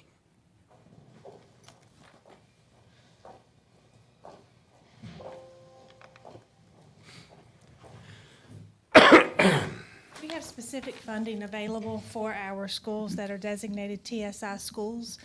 So this goes along with the presentation earlier in our effort to support our 3 elementary schools that are currently designated as low performing. This money would allow us to have our partners, our curriculum partners, to come in and have sessions with those schools as far as modeling and co-teaching practices, specifically with our students with disabilities, since that is a subgroup where we're identified in. And then also come back to do guided observations, to give feedback, to continue to support the implementation in both Wit and Wisdom and Eureka Math Squared. Motion to approve. Mr. Cordero has made a motion. Do we have a second? Second. Mr. Springer has made a second. All in favor, say aye. Aye. Thank Any you. opposed? Thank you. Unanimous, thank you. Mental health plan, item 10.3. We'll go ahead and ask Ms. Radebottle to please come up and assist. She's spent a great deal of time working on this the last couple of years. So if you have any other questions specific to the plan, I think it'd be best if she were to provide the answer. Pender County Schools recognizes the interrelationship between instruction, curriculum, and our environment. We realize that the mental health and safety of staff and students undergirds a successful teaching and learning. This plan was originally developed in 2021 in accordance with state law and has been updated annually. Our updates have focused on meeting the changing needs through the needs assessment and resource mapping. Bring before you today Pender County Schools 24-25 mental health plan, and staff recommends approval to submit to the state. We have a motion for approval, or any questions, I guess, first? Not, do we have a motion? Yes, sir. All right, Mr. Cordero has made a motion. Do we have a second? I'll second. Ms. Burns has seconded. All in favor, say aye. Aye. Any opposed? That is unanimous. 10.4, design build installment request for initial contract. Installment request for payment for the design build initial contract for the design process and pre-con has been received. Staff is requesting approval for payment. Column G of the continuation sheet displays the task and progress related to this payment request. Fiscal implications, $399,560, which will be paid from Pender County's general fund. Staff recommends approval by the Board of Education to submit to Pender County for payment. Any questions? Do we have a motion and a second? I'll make a motion to approve. Ms. Burns has made a motion. Do we have a second? Second. Mr. Springer has made a second. All in favor, say aye. Aye. Opposed? None. All right, 10.5. This is the early site work, GMP 1, building design build contract installment request. It's been received by staff. Column G of the continuation sheet displays the tasks and progress related to the payment minus retainage. The request is $1,226,089.80 to be paid from Pender County's general fund. Staff recommends approval from the Board of Education to submit to Pender County for payment. Anyone care to make a motion? Motion. Mr. Cordero has made a motion. Do we have a second? Second. Mr. Springer has made a second. All in favor, say aye. Aye. Aye. Any opposed? None. All right, contract renewal for our GPS system. The last item I have this evening, I'll ask Mr. Over to be prepared to ask specific questions related to the Synovia service contract renewal. They're our current vendor used for GPS tracking, employee time and attendance, and our Here Comes the Bus app notification platform. The request for approval for the continuation of services. It would be $77,724 from Fund 1 for the yellow fleet, $9,900 from Fund 2 for our white fleet. Total contract annually is $87,624, and the total contract value by 3 years is $262,872. Staff recommends approval by the Board of Education to renew our contract for the services. I just have a couple questions. Yes, sir. Is this the program that also gets used to send out text messages to parents when the bus is late? It can be used for that. What are we currently using to do that, I guess? We are Currently using Thrill Share. It's not the program. Okay. Got it.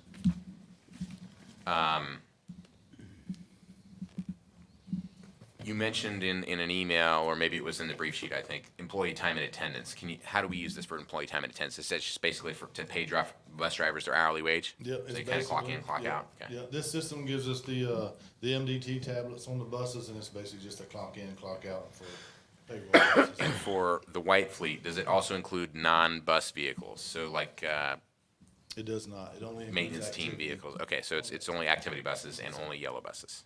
Okay, thank you. That's all I have. Is this necessary to have on the buses, or is it a requirement that we have on the buses? I'm not aware of a requirement. As far as the time and attendance goes, this is our basic program for login driver for payroll purposes.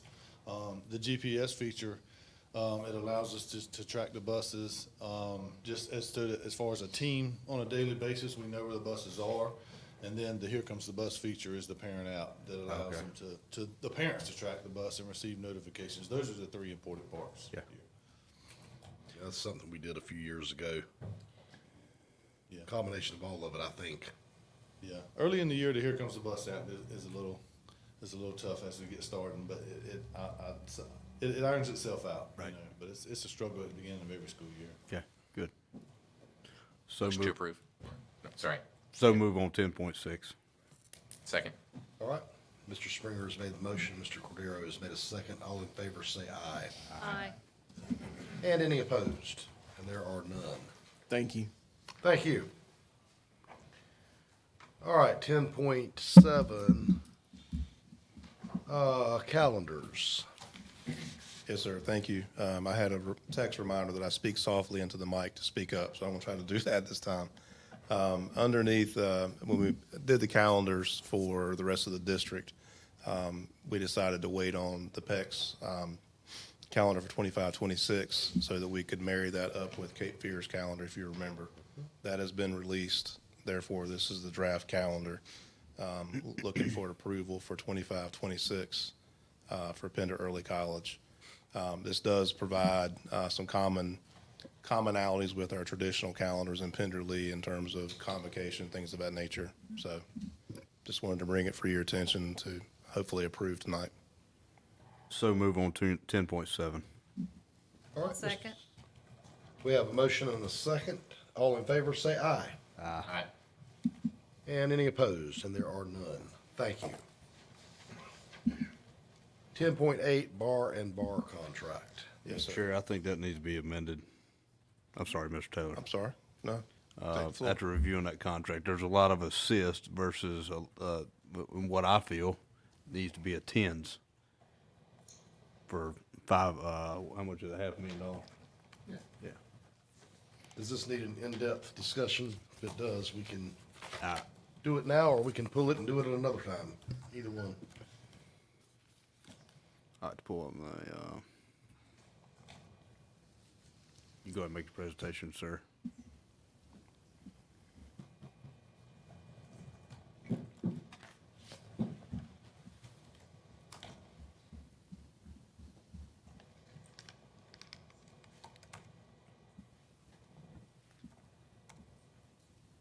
I just don't want to pull it and then wait a month if it just needs adjustments. That's my.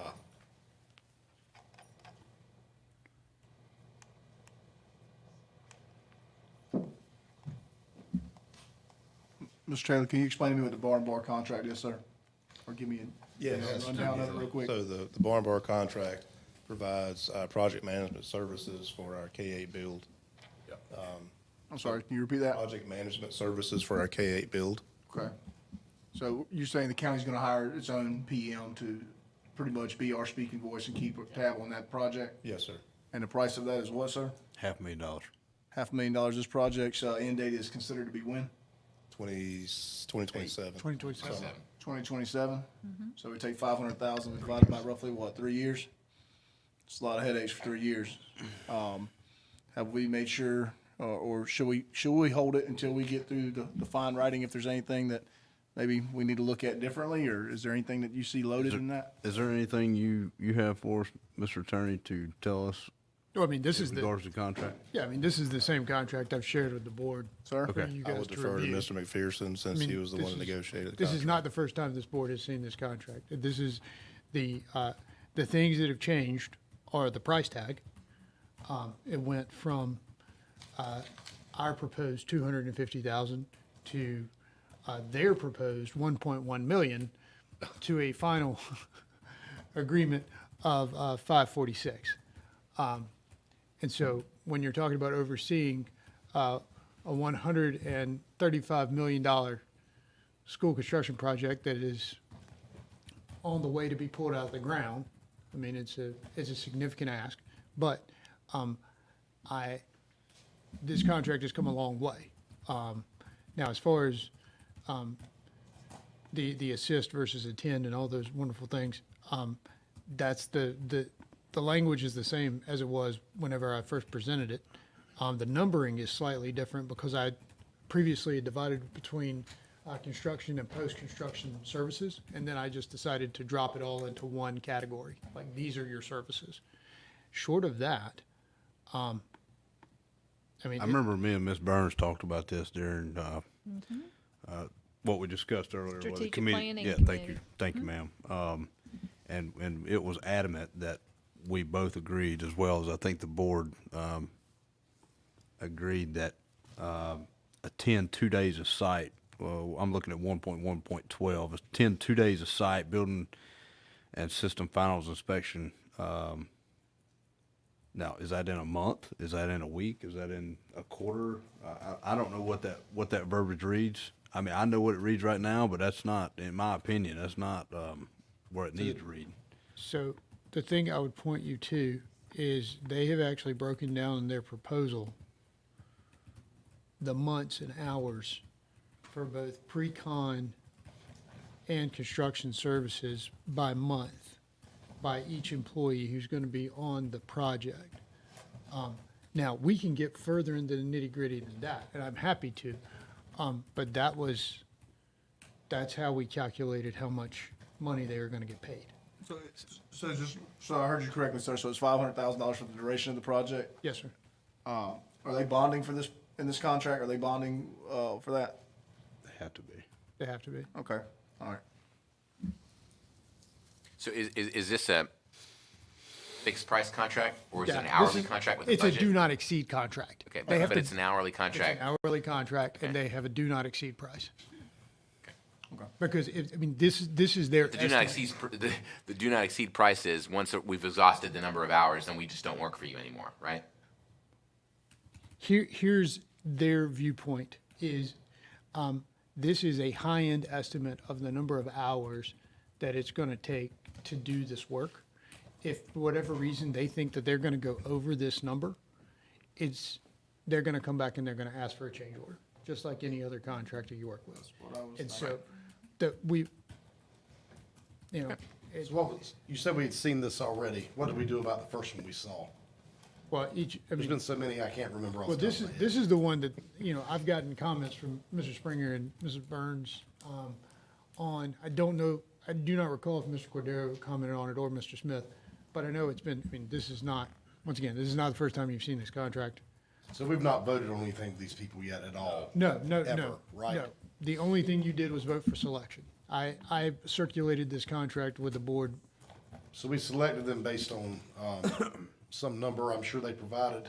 No, it wasn't a number, it was, Qualifications, Qualifications only, qualifications. okay. We gave them a number and they countered. That's exactly right. Okay. Just want to make sure I was clear on it. Yes, sir. Everybody has different business names and everything else here, and they all start running together. Yes, sir. But So, once again, if you're not happy with it, let's change it. no, we can, That's my viewpoint. so if you're not happy with it, we can either vote it down, pull it off, or vote it in, whichever one you want. Depends on, I just don't like the way it's worded. That's my gripe. And Ms. Burns and I agreed on something in the strategic planning committee, and and I think it's very imperative that it's that in needs to there. be what y'all agreed to in the committee, Yeah, right? I think so. I mean, I'll take Ms. Burns' insight on this. The only thing I would ask is we can go back and revisit this, but can we please have a special called meeting before next month to get this going? Because I feel it is Oh, yeah, it can't wait a imperative while. that we get project management on this now. Yeah. Well, or as quickly as possible. I think that, as I said from the beginning, when we asked for project management to come in on this, I think in the long run, it is going to save us a lot of money. And I think that it's going to save our central office staff a lot of aggravation and headache. Having one group dedicated to doing this is going to help us in the long run, especially, I think, bringing this project in on time. So how quick does everybody want to meet again about this? How much notice do you need? 24 hours? 48. 48. Okay, 48 hours. Well, that's, at this point, that would be a Friday morning meeting, pretty much. Sounds good. Good with me. We're talking 10, 15-minute meeting, right? Yeah. Okay.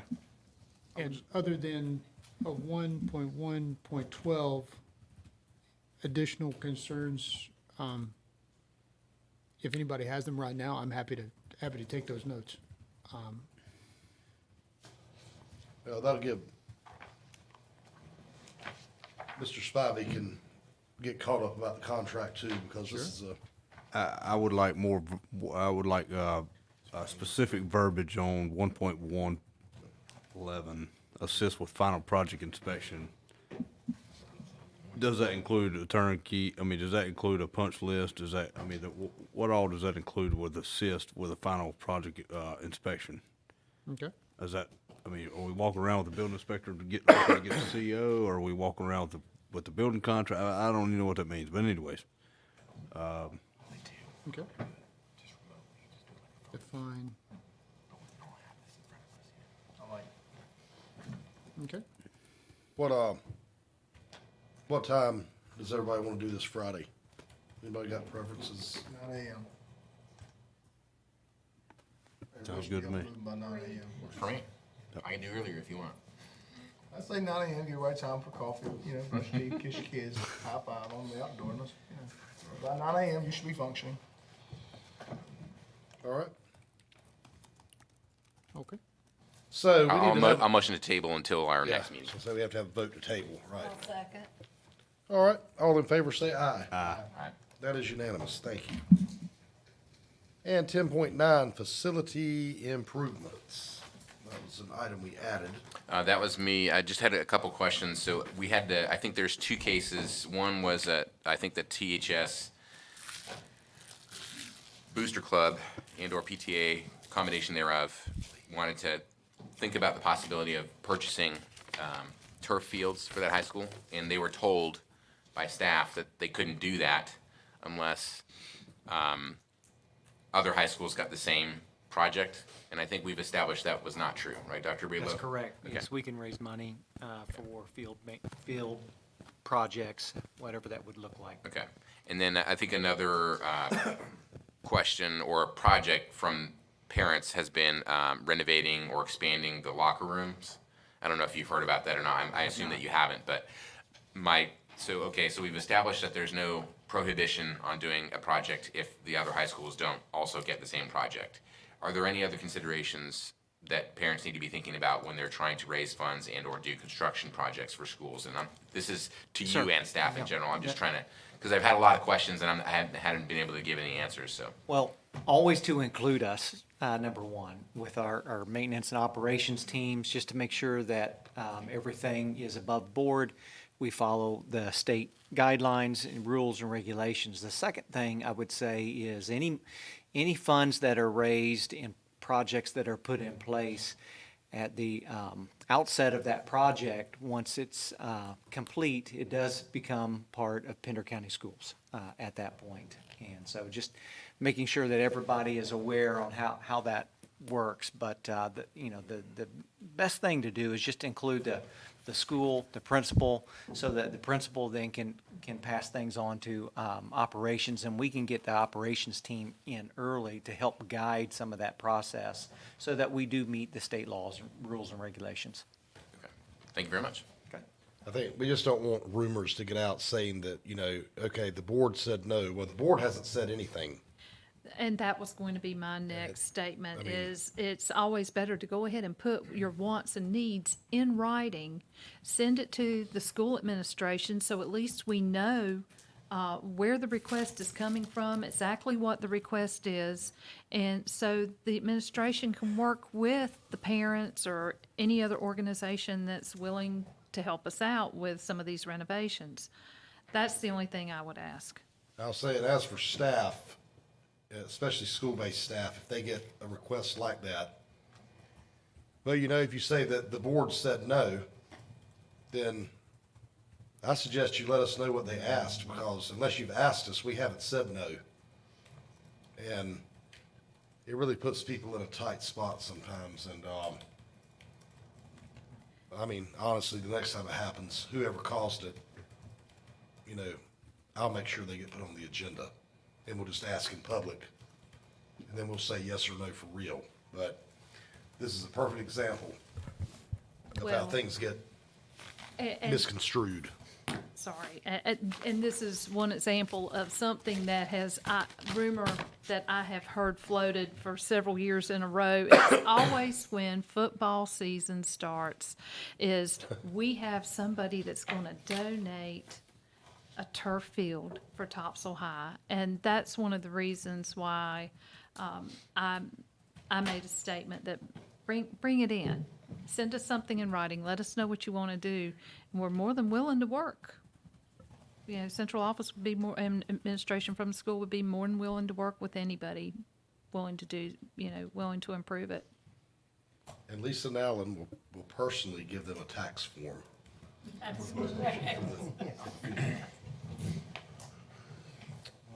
All right, do you want to vote on anything for this, or just talk about it? Okay.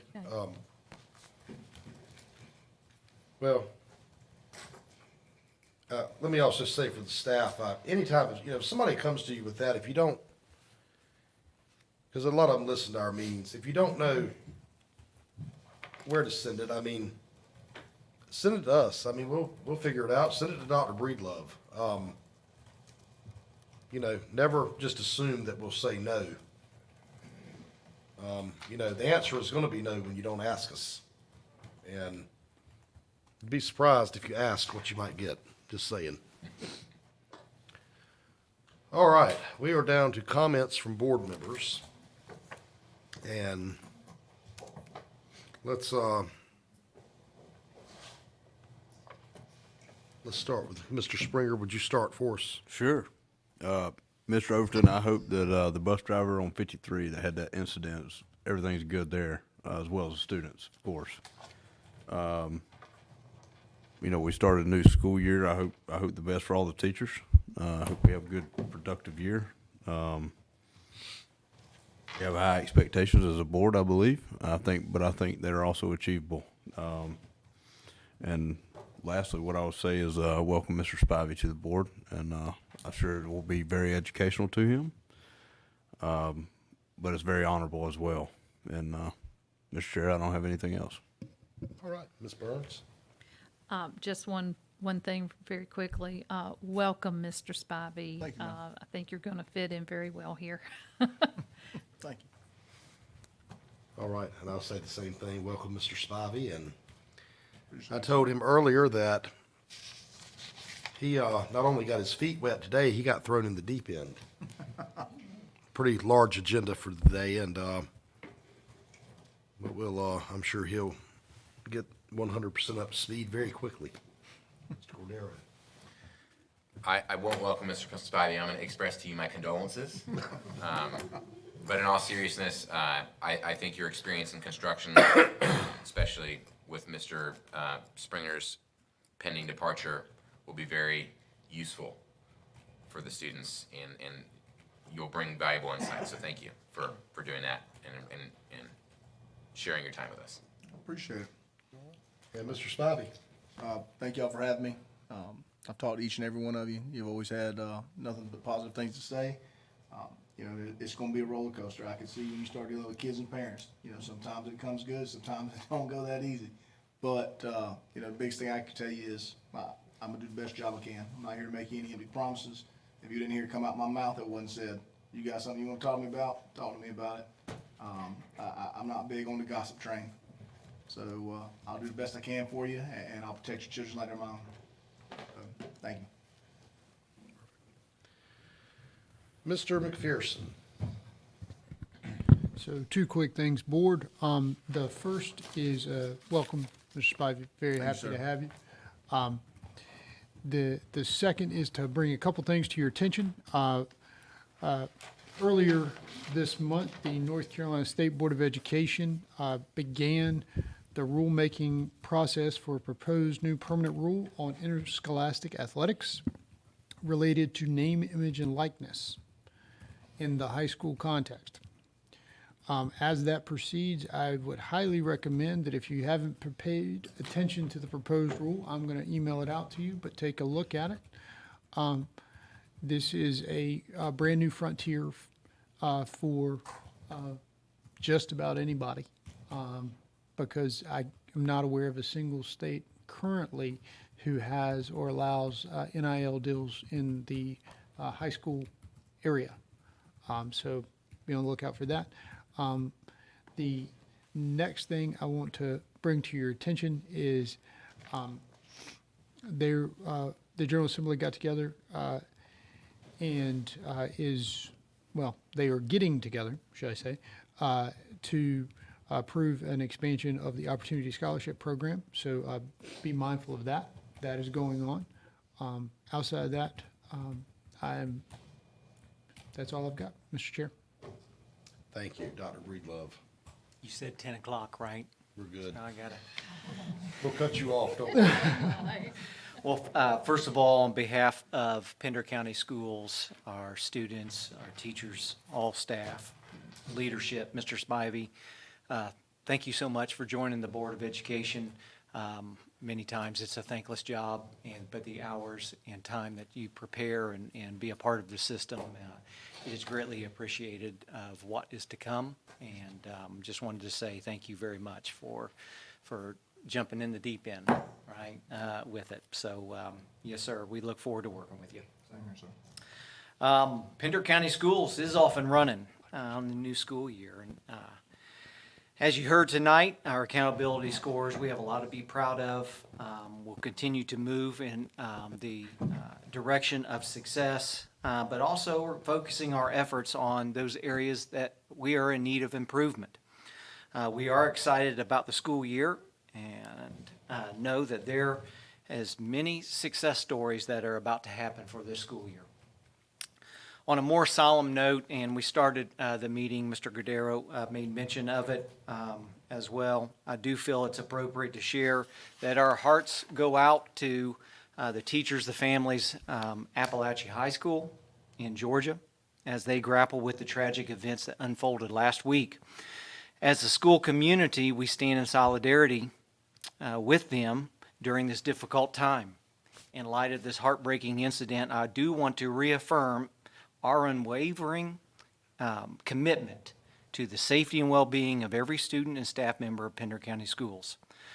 Our district has long prioritized the safety, mental health, support, and stakeholder collaboration, and we will continue to strengthen these efforts.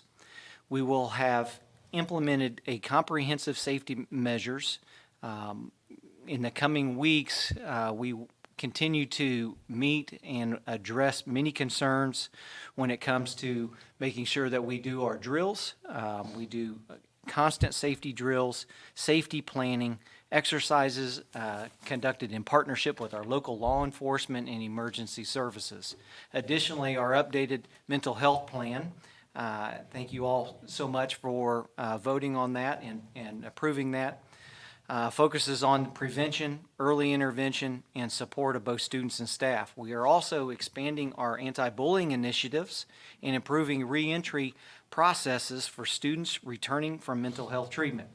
Through our ongoing collaboration of families and community agencies and mental health professionals, we strive to create a nurturing environment where every individual feels safe, valued, and supported. Together, we can work to prevent such tragedies and ensure that our schools remain havens for learning and growth, and we must all stand together as partners in that effort. And so I felt it was appropriate for me to address that in light of last week's situation, and I want to say thank you to all of our community partners, our law enforcement agencies for that support as well. On a sort of a lighter note, yes, the school year is gone. That means football. Football is in full swing, right? In our middle schools and our high schools. Heidi Trask, Titans' first home game celebrated the naming of the track for Coach Mercier and the naming of the stadium on behalf of Coach Ed Gilroy. The Heidi Trask football team celebrated those, and it was a pretty special event. Listening and learning series. I did that a year and a half ago, spending an entire day in all 19 schools. I am going to start that again next week. I begin that process. I'll try and do 2 schools a week for the remainder of the semester until I get all 19 of them done. But I learned a lot and was able to speak with our students, our staff, and just once again hearing concerns. And bringing those forward to the board as it did last time, and what I learned at the end of that. So I look forward to getting out there and getting into our schools all day long, from the time that buses are there to the time they leave, and holding a faculty meeting afterwards. Tuesday, just a couple of things here. Tuesday on September 24th at 5, joint meeting with the Board of County Commissioners at the Hampstead Annex. We also have October the 8th is our next regular board meeting. And I do have one additional item that I felt is also appropriate. So board members, if you'll indulge me for just a few minutes, I do have an additional message. We've had a great start to the school year, and before it began, we brought together about 1,100 staff members for our annual convocation. This includes teachers and principals and all the behind-the-scenes staff that we have, the maintenance workers, the bus drivers, the counselors, and office staff, and many more crucial team members. It's always an energetic and inspiring day as we kick off the year together. During that event, I shared one of our key focuses for this year, One Pender. You may have seen this hashtag in press releases and social media. It represents the alignment and processes of goals across our district and highlights Pender County Schools is a school system and not a system of schools. It also emphasizes the importance of coming together as a community throughout all of Pender County. This unity is crucial as we work to provide the best education that we can for every child. I have dedicated the last 25 years of my life to public education. While I may now be in administration, my foundation remains as a high school history teacher and a football, basketball, and track coach. I approach every day with a coaching mindset. What can I do to help improve my team? And my team includes 1,100 plus Pender County School employees and every one of our 11,000 plus students. Our core values are excellence, teamwork, problem solving, professionalism, and positive attitude. And that guides every single decision that we make, always with the best interest of students in mind. I want to emphatically state that Pender County Schools team is always working towards the best interest of students, and any mistrust of our schools and teachers, admin, and staff is unjustified and misguided. I receive many emails a week from parents and community members, and I appreciate the involvement and the advocacy they show for their children and students. However, I also believe in Stephen Covey's message, seek first to understand before being understood. Sometimes parents and community members may not have all of the facts in the situation, and I encourage all of our community members to think about this when sharing information with others, because misinformation can travel fast, especially on social media. Our children are always watching and listening to how we act and communicate with each other, and it's hard to teach anti-bullying programs when adults use derogatory language towards one another or our school system. I encourage parents and community members to bring firsthand information to teachers and schools and district leaders, as we are here to be partners with parents in supporting our students. We may not always have a perfect game or a perfect record, but our team is committed to giving everything we have each day and leaving it all on the field when it comes to supporting student achievement, student growth, and student success. We have a continuous improvement mindset, and we will continue to look for ways to grow and improve. We may not always get everything that we want, as Pender County Schools, like other school systems in our state, is often underfunded, and managing resources means making tough decisions. Not every child will have the most spacious classroom or ride on the newest bus, but the priority is that every child will be in a safe, clean, and an orderly school, receiving a great education thanks to a great team of educators in Pender County Schools, supported by kind, generous, and trusting parents and community members. Together, as one Pender, we will ensure that all 11,000 students have the support that they need to have a successful year. Board members, this concludes the superintendent's report. Thank you all so much for your time. All right, we've got a closed session. Thank you, Dr. Breedlove. We've got a closed session to do, and so any staff that is not coming to closed session with us should probably go home, because this will be a while, unless you just want to wait on us to come back and see an adjournment vote. Otherwise, if I can see all the board members and only board members in the kitchen for about 30 seconds before everyone else comes in. Then we'll do our closed session, but Ms. I Burns move- needs to make a motion about this. I move that the board enter into closed session subject to advice from the attorney pursuant to NC General Statute 143-318.11A1 and A6 to prevent the disclosure of confidential personnel information under GS 115C-319 and to consider matters relating to personnel matters. The board will also enter into closed session pursuant to General Statute 143-318.11A3 to consult with the board's attorney in order to preserve the attorney-client privilege. All right, we have a motion. Do we have a second? Second. Have a second. All in favor, say aye. Aye. And that is unanimous. Thank you.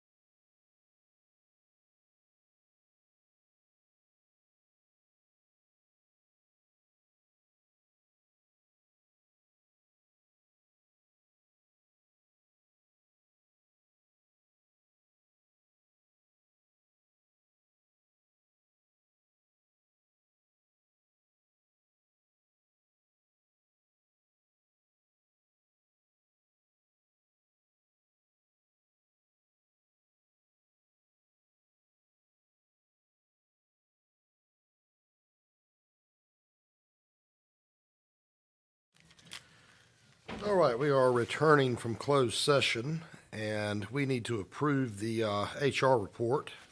We have a motion for approval on that. So move. Mr. Springer has made a motion. Do we have a second? A second. And Mr. Spivey has made a second. All in favor say aye. Aye. That is unanimous. Do we have a motion to adjourn? Motion to adjourn? All right. Second motion. Second. Do we have a third and a fourth and a fifth? Amen. Motion is unanimous. Thank you.